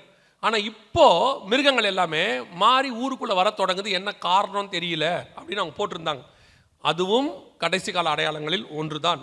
ஆனால் அதை தாண்டி நாம் கொஞ்சம் நிதானித்து பார்த்தோம்னா, இப்போது கடந்த ஒரு 30-40 வருஷமாக நீங்கள் கவனிச்சிங்கன்னா, வரக்கூடிய எல்லா கொள்ளை நோய்கள் இருக்கு இல்லையா, இருக்கிற எல்லா கொள்ளை நோய்கள் பாருங்கள், ஒரு துஷ்ட மிருகத்தின் பேர் கூட இருக்கும். வரக்கூடிய எல்லா வியாதிக்கு பின்னாடி பார்த்தீங்கன்னா, பைபிளில் எது துஷ்ட மிருகம்னு ஆண்டவர் சொல்கிறாரோ அதோடைய பேரை நீங்கள் பார்க்க முடியும். உதாரணத்துக்கு பன்றி காய்ச்சல் அப்படின்னு ஒன்று இருக்கும். ஸ்வைன் ஃப்ளூ வந்துச்சு தானே, H1N1 சொல்லுவாங்க. அடுத்து குரங்கு காய்ச்சல், மங்கி ஃபீவர்னு ஒன்று வந்துச்சு. இப்போ கேரளா முழுக்க வந்துச்சு, உங்கள் எல்லாருக்கும் தெரியும். மத்திய கிழக்கு நாடுகளில் கேமல் ஃபீவர்னு ஒன்று இருக்குது. அங்கே இருக்கிறவங்களுக்கு தெரியும், மிடில் ஈஸ்டில் இருக்கிறவங்களுக்கு தெரியும். அதுக்கு பேர் என்னது? கேமல் ஃபீவர் அப்படிம்பாங்க. எபோலான்னு ஒன்று வந்துச்சு. எதுலேருந்து வந்துச்சுன்னு சொன்னாங்க? வவ்வால்லேருந்து வந்துச்சுன்னு சொன்னாங்க. இப்போ கொரோனா வந்தது இல்லை, அதுவும் எங்கேருந்து வந்துச்சுன்னு சொன்னாங்க? வவ்வால்லேருந்து வந்துச்சு. சைனாவில் இருக்கிற ஊகான் மாநிலத்தில் இருக்கிற அந்த அனிமல்ஸ் மார்க்கெட் அப்படிம்பாங்க, அதுலேருந்து வந்துச்சுன்னு சொல்கிறாங்க. அதே மாதிரி எய்ட்ஸ் பார்த்தீங்கன்னா சிம்பன்சி குரங்குலேருந்து வந்த கிருமியிலேருந்து வந்துச்சுன்னு சொன்னாங்க. எல்லாத்தையும் பாருங்கள், ஒரு மிருகத்தின் பேர் இருக்கும் எல்லாத்துக்கும் பின்னாடியும். இது எப்போனா குறிப்பிட்ட இந்த ஒரு 40-50 வருஷமாக மட்டும் நடக்குது. எல்லாத்துக்கும் பின்னாடியும் ஒரு மிருகத்தின் பேர் வரும். குறிப்பாக பைபிளில் உள்ளதில் ஒரு 95% அந்த துஷ்ட மிருகமாக தான் இருக்குது. துஷ்ட மிருகத்தின் பேர் பைபிளில் லேவியராகமத்தில் ஆண்டவர் எதெல்லாம் துஷ்ட மிருகம்னு சொல்கிறாரோ அந்த பேரில் ஒரு கொள்ளை நோய், அதில் ஆயிரக்கணக்கில் லட்சக்கணக்கில் ஜனங்க சாவுறாங்க. குறைஞ்சபட்சம் ஆயிரக்கணக்கு. சிலது இப்போ பறவை காய்ச்சல்னு ஒன்று வந்துச்சு, பேர்ட் ஃப்ளூன்னு ஒன்று வந்துச்சு. அதில் பார்த்தீங்கன்னா ஆப்பிரிக்காவில், இந்தியாவிலையும் நிறைய பேர் பாதிக்கப்பட்டாங்க. அதே மாதிரி தான் உங்களுக்கு சொல்கிறேன். இப்போ டெங்குவில் பார்த்தீங்கன்னா, அதே மாதிரி நம்ம கோவிட் எல்லாத்துலேயும் பார்த்தீங்கன்னா மிகப்பெரிய அளவில். இது எல்லாத்துக்கும் பின்னாடியும் பாருங்கள் ஒரு மிருகத்தின் பெயர் இருக்கும். அதுவும் குறிப்பாக பைபிள் சொல்கிற துஷ்ட மிருகத்தின் பெயர். அப்படி ஒரு கொள்ளை நோய் வைரஸ் உலகளாவிய வரும். இந்த 4 ஒன்றா நடக்கும். இப்போது இது 3த்துக்கும் ப்ரூஃப் பார்த்தோம் இல்லை? அதாவது பட்டயம் யுத்தத்துக்கு பார்த்தோம், பஞ்சத்துக்கு பார்த்தோம், அடுத்து இயற்கை பேரழிவுக்கு பார்த்தோம். இந்த கொரோனா மாதிரியே மிக மோசமான இன்னொரு கொள்ளை நோய் உருவாகுது, வைரஸ் வருதுன்னு சொல்லி உலக சுகாதார மையம் அனௌன்ஸ் பண்ணியிருக்கு. இது கொரோனா இல்லை, கொரோனாவை விட மோசமானது அப்படின்னு சொல்லி ரிப்போர்ட் கொடுத்துருக்காங்க. டிசீஸ் எக்ஸ் அப்படின்னு கொடுத்துருக்காங்க ப்ரையாரிட்டி. கொரோனாவை விட மிக மோசமான பெருந்தொற்று எதிர்கொள்ள உலகம் தயாராக இருக்க வேண்டும். உலக சுகாதார நிறுவனம் தலைவர் எச்சரிக்கை இது அவர் கொடுத்தது. இது கொரோனாவை விட மோசமான மற்றொரு பெருந்தொற்றை எதிர்கொள்ள தயாராக இருக்குமாறு உலக சுகாதார நிறுவனத்தின் தலைவர் டெட்ராஸ் அதானம் எச்சரித்துள்ளார். 2018 இப்படி ஒன்று சொன்னாங்க, 2020 வந்துச்சு. அதுதான் நம்ம நேற்று பார்த்தோம். 2018 சொன்னாங்க. இது 2024 25 சொல்லியிருக்காங்க. அப்போ யோசித்து பாருங்க, ஒரு பக்கம் 3ஆம் உலக யுத்தம் நடக்கும், இன்னொரு பக்கம் மிகப்பெரிய அளவில் பஞ்சங்கள், ஜனங்களுக்கு சாப்பாடு இல்லாத தன்மை போயிட்டே இருக்கும், தண்ணி கிடைக்காது, சாப்பாடு கிடைக்காது. இதோடு கூட நியூக்ளியர் வார், ஒரு பக்கம் ஃபெமைன்ஸ், இன்னொரு பக்கம் எடுத்துக்கிட்டிங்கன்னா இயற்கை பேரழிவுகள். இவங்க போட்ட குண்டில் பூமி எதிர்ச்சிகள், கடலில் கொந்தளிப்பு, சுனாமி எல்லாம் சேர்ந்து நடக்கும். இதோட 4ஆவதாக ஜனங்களுக்குள்ள என்ன பரவுமா? ஒரு பெரிய கொள்ளை நோய், வியாதி பரவுமா. எப்படி இருக்குமா? கொரோனாவை விட மிக மோசமானதாக இருக்கும். இந்த எல்லாமே திருப்பியும் சொல்கிறேன், இந்த 4க்கும் பைபிளில் இருக்குது வசனம். இந்த 4க்கும் இப்போ உலகம் கொடுக்குது ப்ரூஃப். இதில் எதுவுமே எனக்கும் அதுக்கும் சம்மந்தமே இல்லை. அங்கே தான் ரொம்ப முக்கியம். நீங்கள் என்ன பண்ணிடுவீங்கன்னா, சொன்ன பைபிளையும் விட்டுடுறீங்க, உலக சுகாதார மையத்தையும் விட்டுடுறீங்க. நீங்கள் சொல்கிறது என்னென்னா, இந்த ஆள் எப்பவுமே இப்படித்தான் பயமுறுத்தினே இருக்கிறாரு. இப்போ இந்த அம்மா சொன்னபோது உங்களுக்கு பயம் வந்துச்சா? வரல தானே? நான் சொன்னால் மட்டும் ஏன் வருது? நல்லா தெரிஞ்சுக்கொள்ளுங்க, அவங்க ரொம்ப சர்வசாதாரணமாக ஒரு சீரியஸ் விஷயத்தை பேசிகிட்டு இருக்கிறாங்க. சீரியஸான விஷயத்தை சீரியஸாக சொன்னால் தான் புரியும்.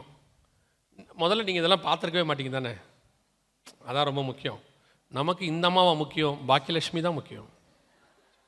எவ்வளோ பேருக்கு தெரிஞ்சிருக்குங்க பாருங்க, பார்த்துக்குங்க. இந்த நியூஸ்லாம் உங்களுக்கு வந்திருக்க, ரீச் ஆகிருக்கா தானே? இதெல்லாம் பைபிளையும் சொல்லியிருக்கு, நீங்கள் பார்க்குற டிவிலையும் அதுக்கான ப்ரூஃப் இருக்கு. நம்ம எந்த அளவுக்கு சீரியஸாக எடுத்துக்க போகிறோம்? இப்போ இவங்க சொல்லிட்டாங்களா, இங்கிலாந்துலேருந்து சொல்லியிருக்காங்க. இது இங்கிலாண்டோடைய ரிப்போர்ட். அவன் என்ன சொல்லியிருக்காங்க கேளுங்க. இது வந்து WHO சொல்லலை, இங்கிலாந்து ரிப்போர்ட். கொரோனா வைரஸ் போன்று புது பெருந்தொற்று எப்பொழுது வேண்டுமானாலும் உலக நாடுகளை தாக்கலாம். இங்கிலாந்து தொற்று நோய் நிபுணர்கள் எச்சரிக்கை.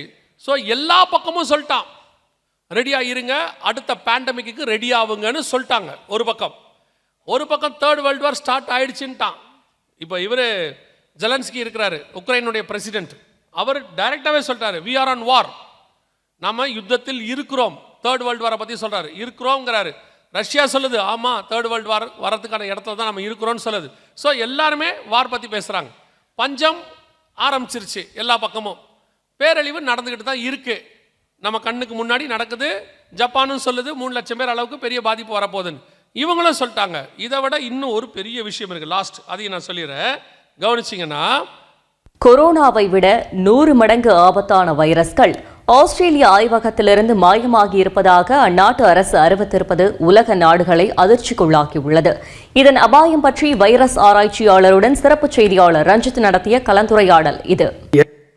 கவனிங்க, கொரோனாவை விட மிக மோசமான வைரஸ் 316 வைரஸ் காணோம் ஆஸ்திரேலியா ஆய்வகத்திலிருந்து. நான் சொல்லலை, கவர்மெண்ட் சொல்லுது, ஆஸ்திரேலியா கவர்மெண்ட். காணாமல் போயிருச்சாமா. 2025 ஸ்டார்டிங்கில் காணோம், 2026 ஜனவரி இன்னைய வரைக்கும் கண்டுபிடிக்கல. Very serious virus. உலகத்தில் இருக்கிறதுலையே கொடுமையான மிருகங்கள், ரொம்ப கொடூரமான மிருகங்களில் எச்சங்கள், அவங்களுடைய கழிவுகள்லேருந்து வைரஸ் ரெடி பண்ணுறாங்க, அவங்க பார்க்குறாங்க, ஆராய்ச்சி பண்ணுறாங்க. அந்த வைரஸில் 316 வைரஸ் காணும். ஆனால் இவங்க சொல்கிற மாதிரி அந்த லேப் இருக்குல்ல, அது என்னவோ தெரு ஓரத்தில் இருக்கிற டீ கடை லேப்லாம் இல்லை, போகிற போக்கில் எடுத்துகிட்டு போகிற மாதிரி. இந்த வேர்ல்டுலே த மோஸ்ட் சேஃபஸ்ட் லேப் தான். அங்கேருந்து எடுக்கவே முடியாது, அத்தனை பாதுகாப்பு இருக்குது அதில், சர்வைலன்ஸ்.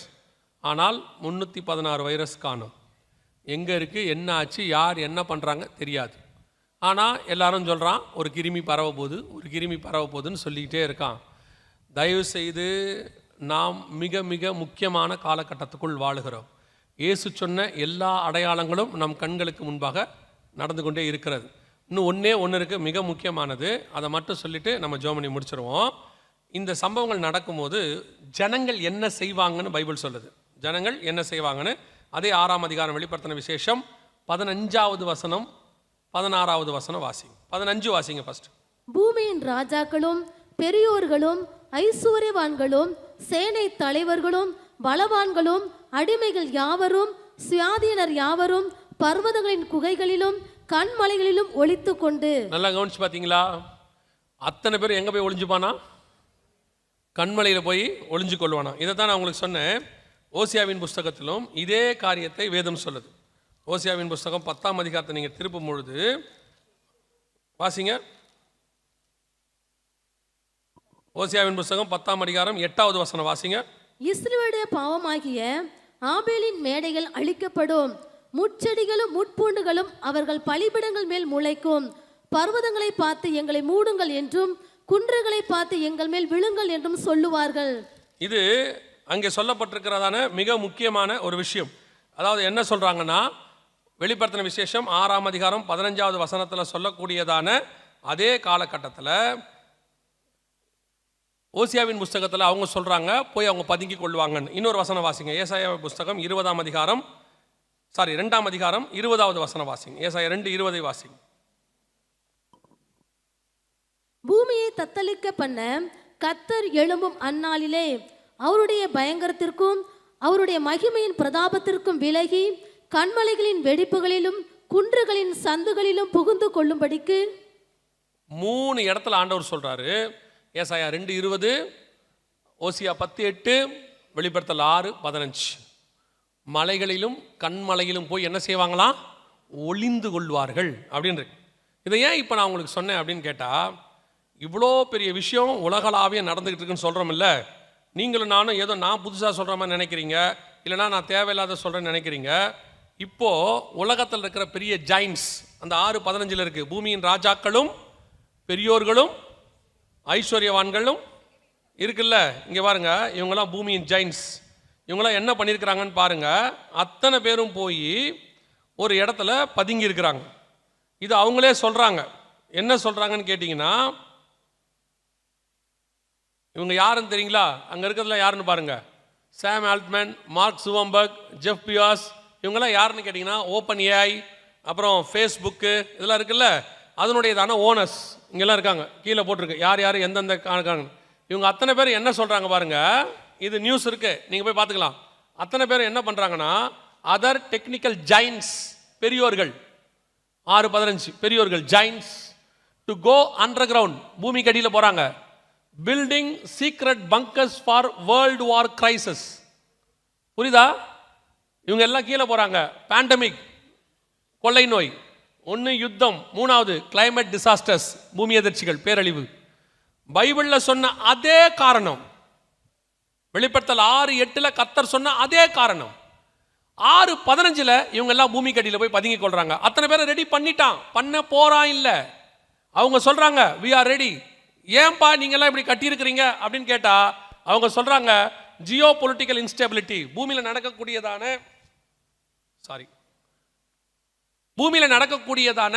இந்த பெரியதான ஜியோ பாலிட்டிக்ஸ்னா வேர்ல்டு வார், இந்த மாதிரி காரியங்கள், இதனால நடக்கக்கூடியதான கொள்ளை நோய்கள், அதோடு கூட வரக்கூடிய பூமி எதிர்ச்சிகள், இதனால நாங்கள் என்ன பண்றோம் அப்படின்னு கேட்டா, போய் பூமிக்கடியில் cyber and infrastructure, pandemic after shock, இது ஃபுல்லாகவே எதை பற்றி சொல்லுதுன்னா, இந்த 3 விதமான காரியங்களை நடக்கும்போது தப்பிப்பதற்காக பூமியின் பெரியோர்களெல்லாம் போய் கீழே என்ன பண்ணிட்டோம், இப்படி கட்டியிருக்கிறோம் அப்படின்னு அவங்க சொல்றாங்க. கவனிச்சுக்கொள்ளுங்க. வெளிப்படுத்தல் 6:15 ரெடி, கண்களுக்கு முன்பாக. ஏற்கனவே உலகத்தில் பல நாடுகளில் உள்ள தலைவர்கள் தங்களுக்கான காரியங்களை பூமிக்கடியில் ரெடி பண்ணிட்டாங்க. நீங்க சும்மா போய் டென்வர் ஏர்போர்ட் பங்கர்ஸ்னு போட்டு பாருங்க. அமெரிக்காவில் டென்வர் ஏர்போர்ட்டு கீழே ஒரு நகரத்தையே உருவாக்கி இருக்கிறாங்க, மேலே பெரிய பிரச்சனை வந்தான்னு சொல்லி. அதையும் தாண்டி இது சுவிட்சர்லாந்து, அவங்க என்ன பண்ணியிருக்காங்க, இது சுவிட்சர்லாந்து 100% தன் நாட்டு மக்களுக்கு பூமிக்கு அடியில் பங்கர்ஸ் ரெடி பண்ணி கொடுத்துட்டாங்க.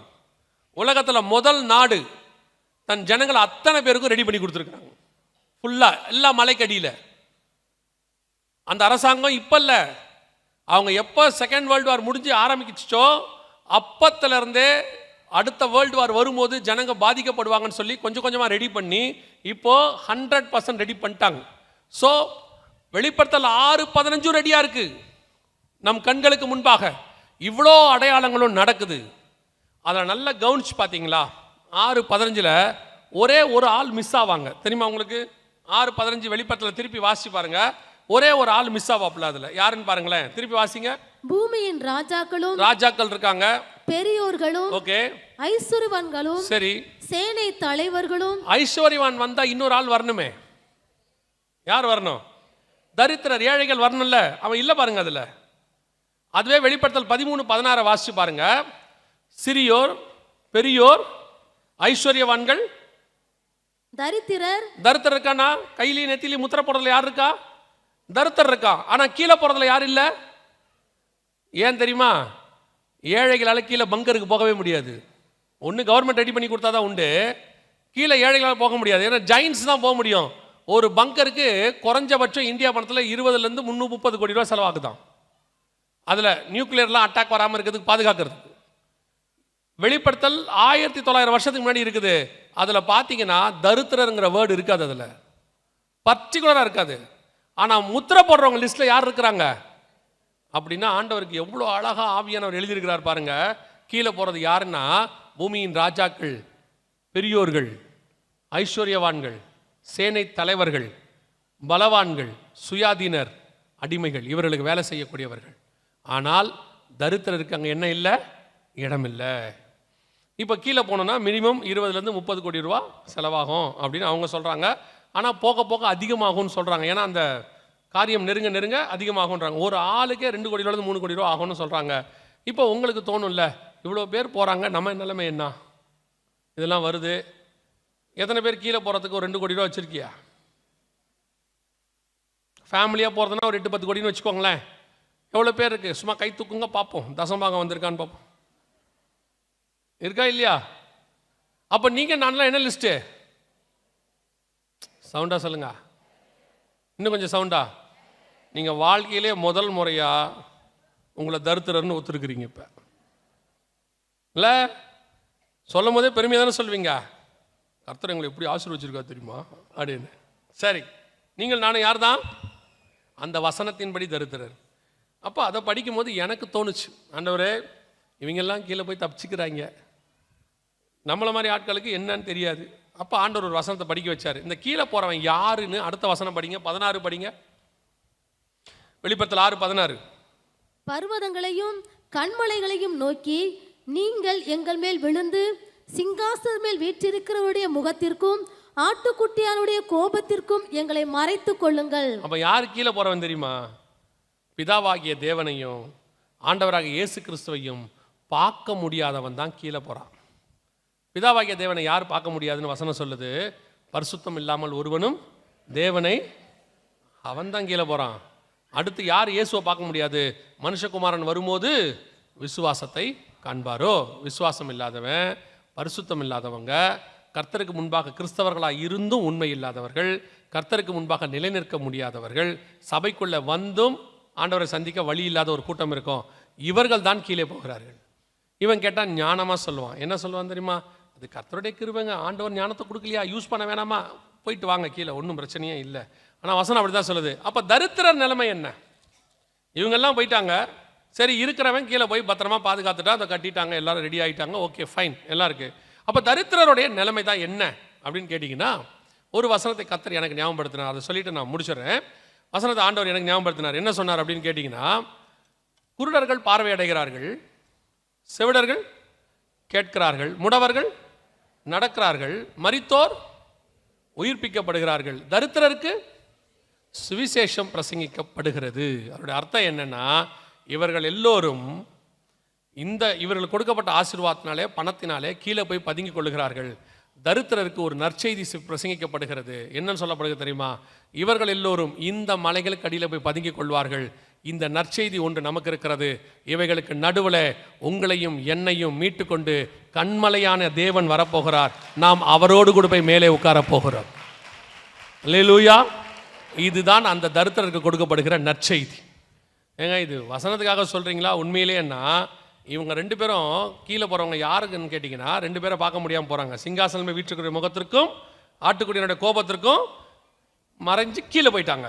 அதே நேரத்தில் அடுத்து வெளிப்படுத்தல் 7:9 இவைகளுக்கு பின்பு நான் பார்த்தபோது சகல கோத்தத்திலிருந்தும் ஜாதிகளிலிருந்தும் பாஷைக்காரிலிருந்தும் மீட்கப்பட்டதும் ஒருவரும் எண்ணக்கூடாததுமாகிய திரளான கூட்டமாகிய ஜனங்கள் வெள்ளை அங்கிகளை தரித்து கொண்டு தங்கள் கைகளிலே குருத்தோலைகளை பிடித்து கொண்டு, வாசிங்க, சிங்காசனத்திற்கு முன்பாகவும் ஆட்டுக்குட்டியானவருக்கு முன்பாகவும் நிற்க கண்டேன். இந்த 2 பேரை பார்க்க முடியாம போன அதிகாரத்தில் அத்தனை பேரும் கீழே போயிட்டான். இந்த 2 பேரை பார்க்கறதுக்கு ஒரு கூட்டம் மேலே போயிருச்சு. அல்லேலூயா.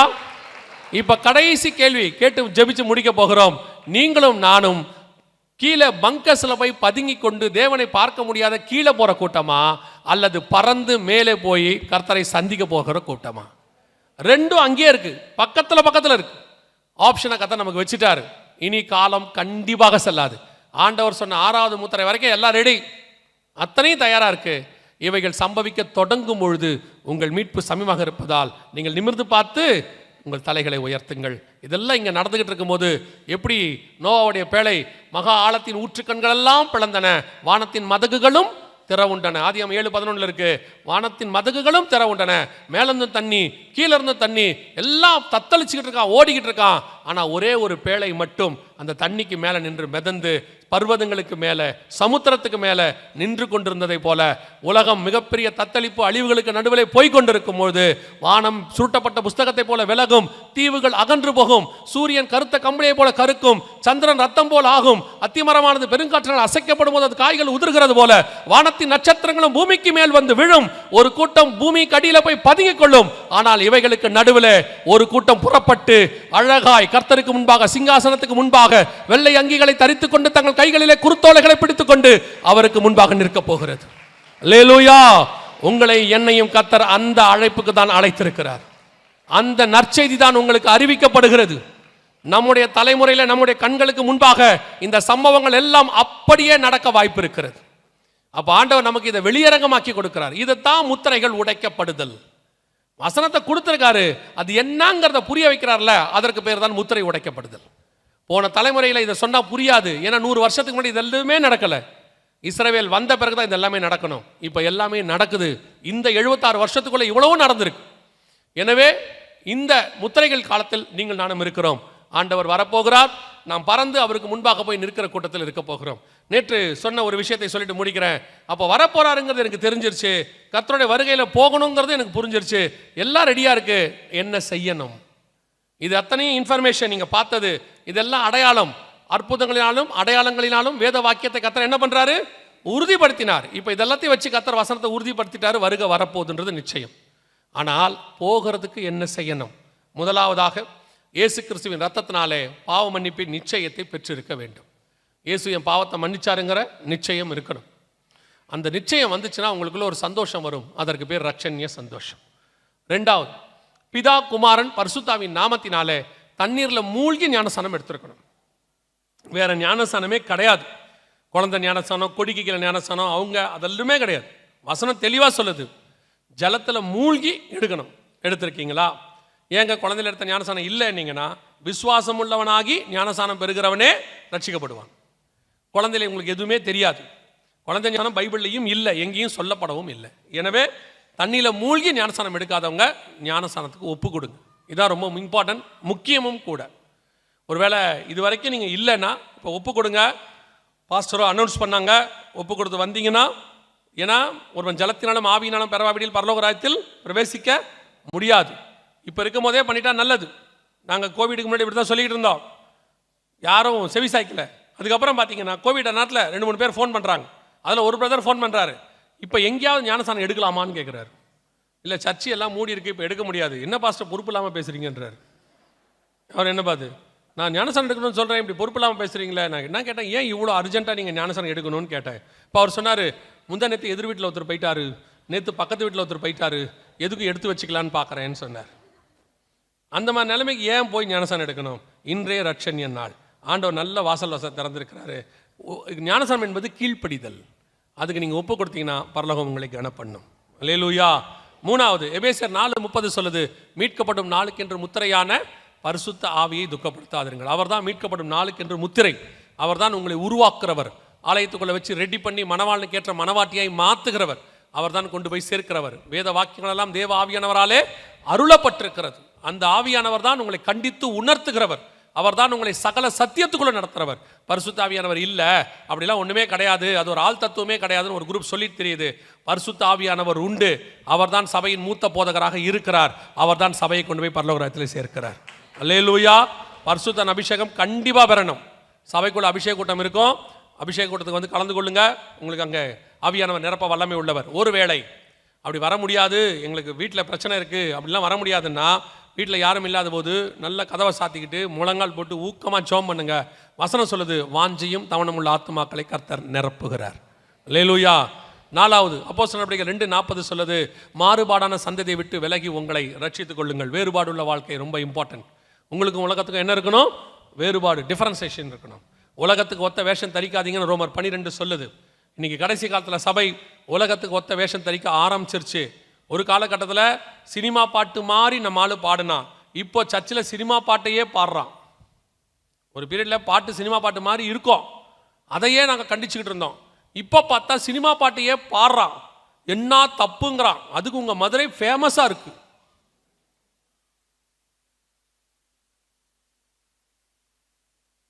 அவ்வளோதான் சொல்ல முடியும். கேர்ஃபுல்லாக இருந்து கொள்ளுங்க. பாழாக்கும் அருவருப்பு பரிசுத்த ஸ்தலத்தில் நிற்க காணும்போது அந்த இடத்த விட்டு ஓடிடணும். அங்கே உட்காந்துக்கிட்டு ஜாலியாக கை தட்டிக்கிட்டு விசில் அடிச்சுட்டு இருந்தீங்க, ஒரு நாள் அக்கினி இறங்கும், பட்சிக்கும். கர்த்தர் தம்முடைய மகிமையை ஒரு நாளும் யாருக்கும் விட்டுக்கூடார். இது கிருபையின் காலங்கிறதுனால அந்த ஆட்களெல்லாம் சும்மா விட்டுக்கிட்டு இருக்காரு. அந்நிய அக்கினியை உள்ளே கொண்டு வந்தால் பழைய ஏற்பாடாக இருந்தால் ஒரே அறை தான். இந்த கிருபையோடைய மேன்மையை நீங்கள் எங்கே பார்க்கலான்னா, இவனுங்கிட்ட பார்க்கலாம். நீங்கள் அவர் எவ்வளோ பொறுமையாக இருக்காருன்றதை இவங்க மேலே பார்த்துக்கலாம். இதே மாதிரி பழைய ஏற்பாட்டில் மட்டும் அந்நிய அக்கினியை உள்ளே கொண்டதுக்கு என்ன நடந்துச்சுன்னு உங்கள் எல்லாருக்கும் தெரியும். இப்போது அந்நிய ஆராதனை, அந்நிய போதனை, அந்நிய ஆட்டம் எல்லாத்தையும் உள்ளே கொண்டாடுறாங்க. தயவு செய்து ரொம்ப கேர்ஃபுல்லாக இருந்து கொள்ளுங்க. நீங்கள் நினைக்காதீங்க அவங்களாம் சந்தோஷமாக இருக்காங்க, ஜாலியாக இருக்காங்க, அவங்களாம் டூர் கிளம்பி போய் அங்கே போய் ஆட்டம் கல்யாணம், இது அதுக்கான காலம் இல்லை. எப்போ பிரயாணத்தில் புசித்து குடித்து விளையாடலான்னு இஸ்ரவேலை நினைச்சானோ தொலைஞ்சான். நம்முடைய ஃபோக்கஸ் முழுக்க முழுக்க என்ன தெரியுமா? நான் கானானுக்குள்ளே பிரவேசிக்க வேண்டும், அவ்வளோதான். அங்கே போயிட்டோம்னா உங்களுக்கும் எனக்கும் நித்தியமாய் சந்தோஷத்தை கத்தர் வச்சிருக்கிறாரு. அதை நம் கண்கள் காணவும் இல்லை, நம் காதுகள் கேட்கவும் இல்லை. அப்படி ஒரு சந்தோஷம் இருக்கு. இன்னும் கொஞ்ச காலம்தான், வருவேன் என்று சொன்னவர் சீக்கிரம் வருகிறார். அல்லேலூயா. அதனால் உலகத்துக்கு ஒத்த வேஷம் தரிக்காதிருங்கள். 5வது, சுவிசேஷம் அறிவித்தல் உங்கள் மேல் விழுந்த கடமை. நம்ம ஏற்கனவே சொன்னோம், இப்பவும் சொல்கிறோம், வருகையில் நீங்கள் போகும்போது உங்கள் கூட நீங்கள் எதையுமே ஆண்டவருக்கு கொண்டு போக முடியாது. எதை கொண்டு போகலான்னா, நீங்கள் சம்பாதிக்கிற ஆத்மாவை கொண்டு போய் கொடுக்கலாம். நீங்கள் போகும்போது பொதுவாக நீங்கள் பாருங்கள், ஒவ்வொருத்தரை பார்க்கும்போது ஒவ்வொன்றும் வாங்கிட்டு போவோம் இல்லையா? ஹாஸ்பிட்டலில் ஒருத்தர் அட்மிட்டாக இருந்தாலும் பார்க்க போகும்போது என்ன வாங்கிட்டு போவீங்க? வாழைப்பழம், இது ஆரஞ்சு பழம், ஹார்லிக்ஸ் பாட்டில், அதை வாங்கிட்டு போவீங்க. அப்படி தானே போவீங்க. அதுவே கல்யாணத்துக்கு போகும்போது எடுத்து கொண்டு போவீங்க, ஒரு மொய் கவரு இல்லை ஒரு கிஃப்ட்டு, பைபிள், இந்த மாதிரி எடுத்துகிட்டு போவீங்க.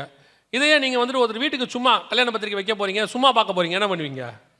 ஸ்வீட்டு, பழம், இந்த மாதிரி கொண்டு போவீங்க. அந்தந்த ஆளை பார்க்கும்போது அதை கொண்டு போனால் அப்போ தான் அறிவாளி இல்லையா? நீங்கள் ஹாஸ்பிட்டலில் படுத்துருக்கிற பார்க்க போகும்போது நல்ல ஸ்வீட் வாங்கிட்டு போனால் எப்படி இருக்கும்?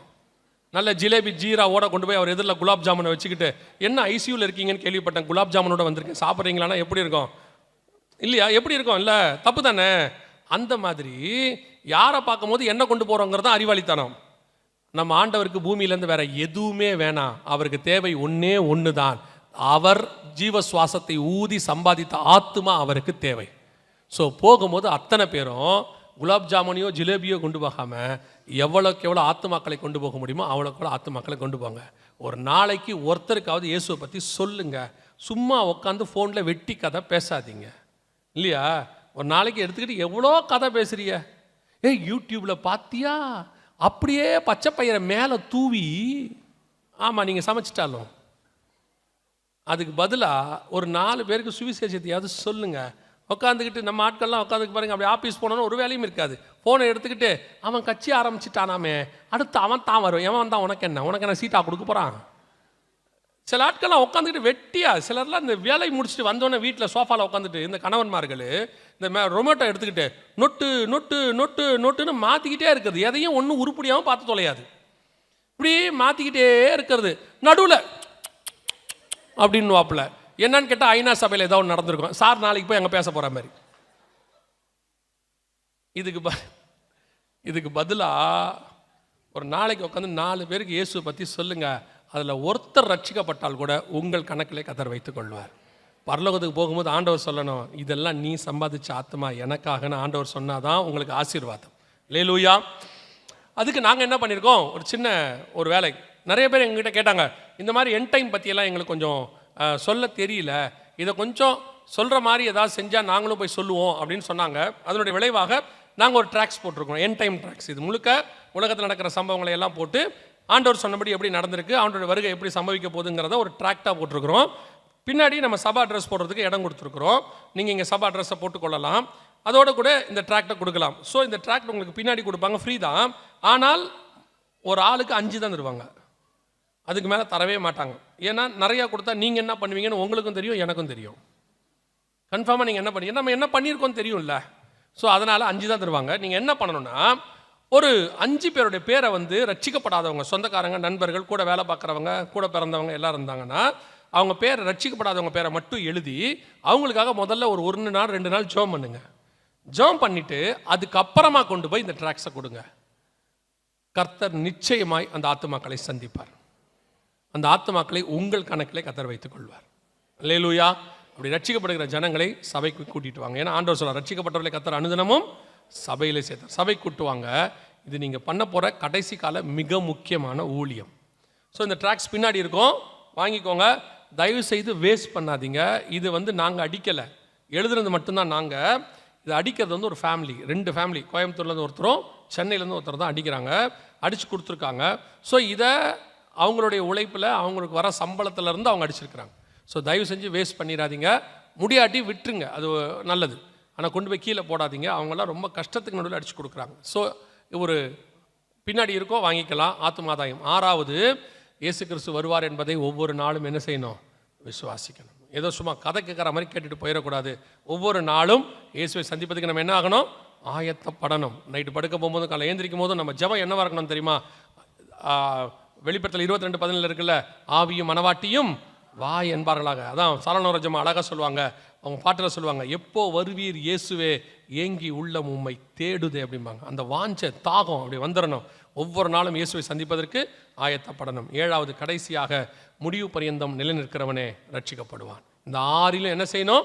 கடைசி வரைக்கும் நிற்கணும். அடைந்த ரட்சிப்பு, எடுத்த ஞானசானம், பெற்றுக்கொண்ட அபிஷேகம், வாழ்கிற வேறுபாடுள்ள வாழ்க்கை, சொல்கிற சுவிசேஷம், விசுவாசிக்கிற வருகை, இந்த 6லும் கடைசி வரைக்கும் நின்னீங்கன்னா கர்த்தருடைய வருகையிலே பிரவேசிப்பது எளிது. அல்லேலூயா. ஆண்டவர் வரப்போகிறார். நாம் ஜெபிக்கலாமா? நம்ம எல்லாம் ஜெபம் பண்ண போகிறோம். ஏந்திரிக்கலாமா? ஒரு 2 நிமிஷம் இல்லை ஒரு 5 நிமிஷத்துக்குள்ளே நான் பாஸ்டர் கிட்ட கொடுத்துருவேன். ஸோ கரெக்டாக எக்ஸாக்ட்லி 5 minutes. இதுதான் ரொம்ப இம்பார்ட்டண்ட்டான 5 நிமிஷம். நம்ம ஜெபிக்க போகிறோம். எல்லா கண்களையும் மூடுவோம்.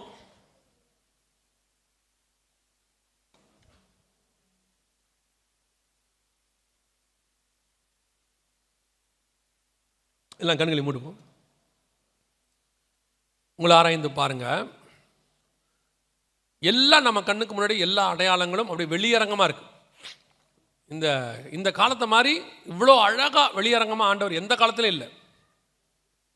இயேசு பிறந்த போது கூட வானசாஸ்திரிகள் அடையாளத்தை தான் பார்த்தாங்க, கண்டுபிடிக்க முடியல. ஏரோதால வசனத்தை தான் ஆராய்ந்து பார்க்க முடிஞ்சிச்சு, போய் பார்க்க முடியல. மெய்ப்பர்கள் கேட்டு போய் பார்த்தாங்க. சிமியோன் ஆவியில் போய் பார்த்தாரு. ஆனால் இந்த காலத்தில் அந்த அடையாளம் அப்படியே வெளியரங்கமாக இருக்கு. மேய்ப்பர்கள்ட்ட சொல்லும் போது ஆண்டவர் சொன்னார், முன்னணியில் கிடத்தி இருப்ப காண்பீர்கள், போய் தான் அவங்க பார்த்தாங்க. ஆனால் இப்போ வரத்துக்கு முன்னாடியே எல்லா அடையாளங்களையும் ஆண்டவர் தெளிவாக வச்சிருக்கிறார். நம்ம ஆயத்தப்படணுங்கிற ஒரே காரணத்துக்காக தான் இவ்வளவு கர்த்தர் தெளிவாக எக்ஸ்பிளைன் பண்ணுறார். இனி நம்மக்கிட்ட ஆண்டவர் எக்ஸ்பெக்ட் பண்ணுறது ஒன்று, நீ ஆயத்தப்படு. உங்களை ஆராய்ந்து பாருங்க. இந்த வருகையில் போகிறதுக்கு நான் ரெடியாக இருக்கிறேன்னா, இன்னும் உலகத்துக்கு பின்னாடி, மாயைக்கு பின்னாடி, ஆஸ்தி சம்பாத்தியங்களுக்கு பின்னாடி, இன்னும் 10 வருஷம் 20 வருஷம் கழிச்சு நடக்க போற சம்பவங்களுக்கு பின்னாடி ஓடாதிருங்கள். இது கர்த்தருக்கு பின்னாடி ஓட வேண்டிய காலம். நிச்சயமாய் உள்ளங்கை அளவு மேகம்லாம் இல்லை, மழைக்கு முன்னாடி நல்ல தெளிவா தெரியுது, இதோ மேகங்களுடனே அவர் வருகிறார். ஆயத்தப்பட்டவர்கள் அவருக்கு எதிர்கொண்டு போவார்கள். புத்தி இல்லாதவர்களோ அவர் வர நேரத்தில் அவரை தவற விட்டு விடுவார்கள். நாம் ஆயத்தப்பட்டவர்களை எதிர்கொண்டு போகணும். அவருக்கு ஒப்பு கொடுப்போமா தேவ சமூகத்தில்? கண்களை மூடி ஒரே ஒரு நிமிஷம். இந்த வருகையில் போகிறதுக்கு உங்களுக்குள்ளேருந்து ஏதாவது தடை இருக்குதுன்னா அதை இப்போ ஒப்பு கொடுக்கறதுக்கான ஒரு நேரம் மட்டுமே. அமைதியாக ஒரு நிமிஷம். அந்த நேரத்தில் நான் ஒரே ஒரு கேள்வியை கேட்டு ஜெபித்து முடிக்க விரும்புகிறேன். நம்ம எல்லா கண்களை மூடி இருப்போம். நான் இன்னும் தண்ணியில் மூழ்கி ஞானசானம் எடுக்கவில்லை.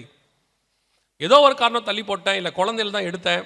ஆனால் இன்றைக்கி ஆண்டவர் எனக்கு தெளிவாக சொல்லியிருக்கிறாரு, தண்ணியில் மூழ்கி ஞானசானம் எடுக்கணுங்கிறத எனக்கு உறுதிப்படுத்தியிருக்கிறாரு.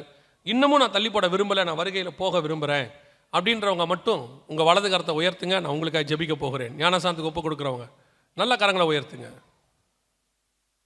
நேகருடைய கரங்கள் பின்னாடி இருக்கிறது. இந்த கரங்களை உயர்த்தி இருக்கிறவங்க வர சொல்லணுமா ஃபஸ்ட்டு? முன்னாடி இல்லையா? கொஞ்சம் முன்னாடி வரீங்களா? உங்களுக்காக ஜெபம் பண்ணுவோம். கரங்களை உயர்த்தி இருக்கிறவங்களாம் இங்கே வாங்க பார்ப்போம். இந்த இடத்துக்கு வாங்க. பக்கத்தில் வாலண்டியர்ஸ் இருந்தால் அவங்கள வர சொல்லுங்க பார்ப்போம். நல்லா கரங்களை உயர்த்துங்க. உங்களை ஜெபி இங்கே வந்துடுங்க. முன்னாடி வந்தவங்க உயர்த்த வேண்டாம். பின்னாடி இருக்கிறவங்க யாராவது இங்கே வாங்க, ஃப்ரெண்டில் வாங்க பார்ப்போம். ஞானசாந்துக்கு ஒப்பு கொடுக்குறவங்களாம் இங்கே வாங்க. இது உங்களுக்கும் தேவனுக்கும் உள்ளாது. மற்றவங்களாம் கண்களை முடி ஜெபம் பண்ணுங்க. உங்களுக்காக இந்த ஒரு நிமிஷம் உங்களுக்கு தான். இது இவங்க வந்து நிற்கிறதுக்கு அது உங்களுக்கு ஒன்று தான். வேறு யார் இருக்கிறீங்க? சீக்கிரம் வாங்க பார்ப்போம். நான் உங்களுக்காக ஜெபிக்க போகிறேன், அவ்வளோதான். ஞானசாந்துக்கு ஒப்பு கொடுத்தவங்க வேறு யாரும் இருக்கிறீங்களா? இது தேவன் தம்முடைய வருகைக்கு நியமித்த கீழ்ப்படிதலுக்கான ஒரு அடையாளம். பழைய மனுஷனை களைந்து புதிய மனுஷன் தரித்து கொள்வதற்கான ஒரு அடையாளம். மற்றவங்க எல்லாம் கண்களை மூடி உங்களுக்காக ஜெபம் பண்ணுங்க பார்ப்போம். உங்கள் ஆத்மாக்காக ஜெபம் பண்ணுங்க. ஏன் வேடிக்கை பார்ப்பிய? வேடிக்கை பார்க்கறதுக்காக வந்திருக்கிறோம். இந்த லாஸ்ட் மினிட்ல கர்த்தர் வரத்துக்கு முன்னாடி ஜெபிக்கிற மிக முக்கியமான ஜெபமாக இது இருக்கிறது. சரி, நாம் ஜெபிக்க போகிறோம். நல்லா வேறு யாரும் இருக்கிறீங்களா? சீக்கிரம் வாங்க பார்ப்போம் இந்த பக்கம்.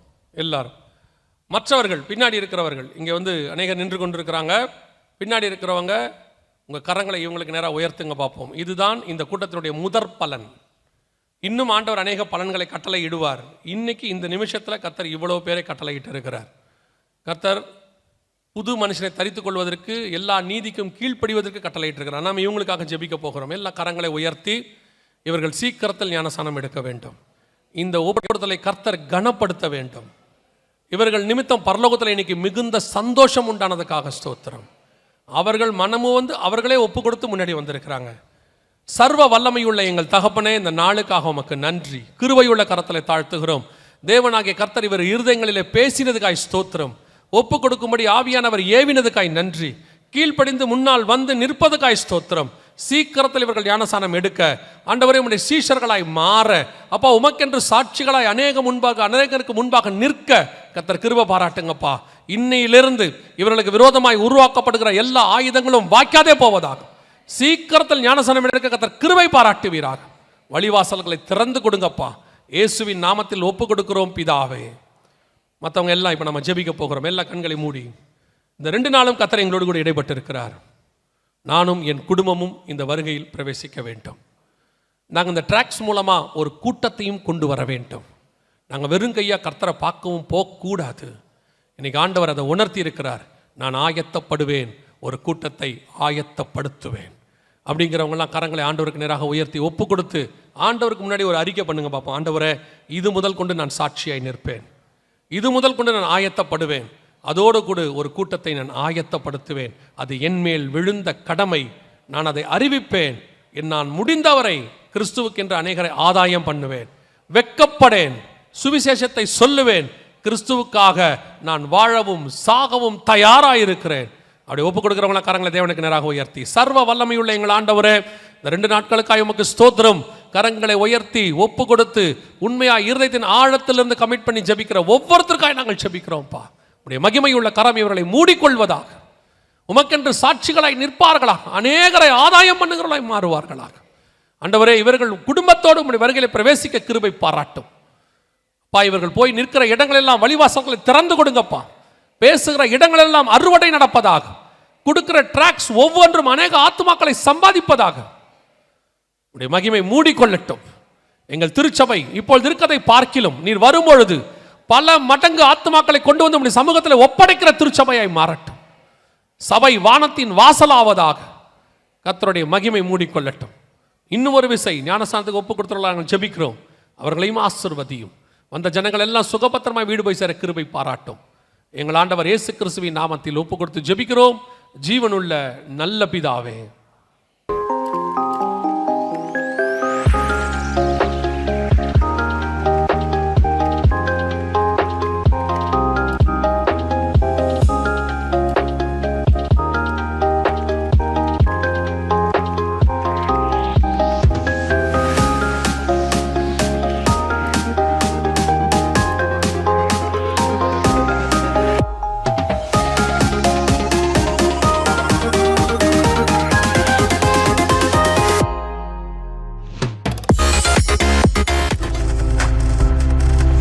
நீங்கள் பார்த்துக் கொண்டிருப்பது உங்கள் ஜாய் டிவி. உங்கள் துக்கம் சந்தோஷமாய் மாறும்.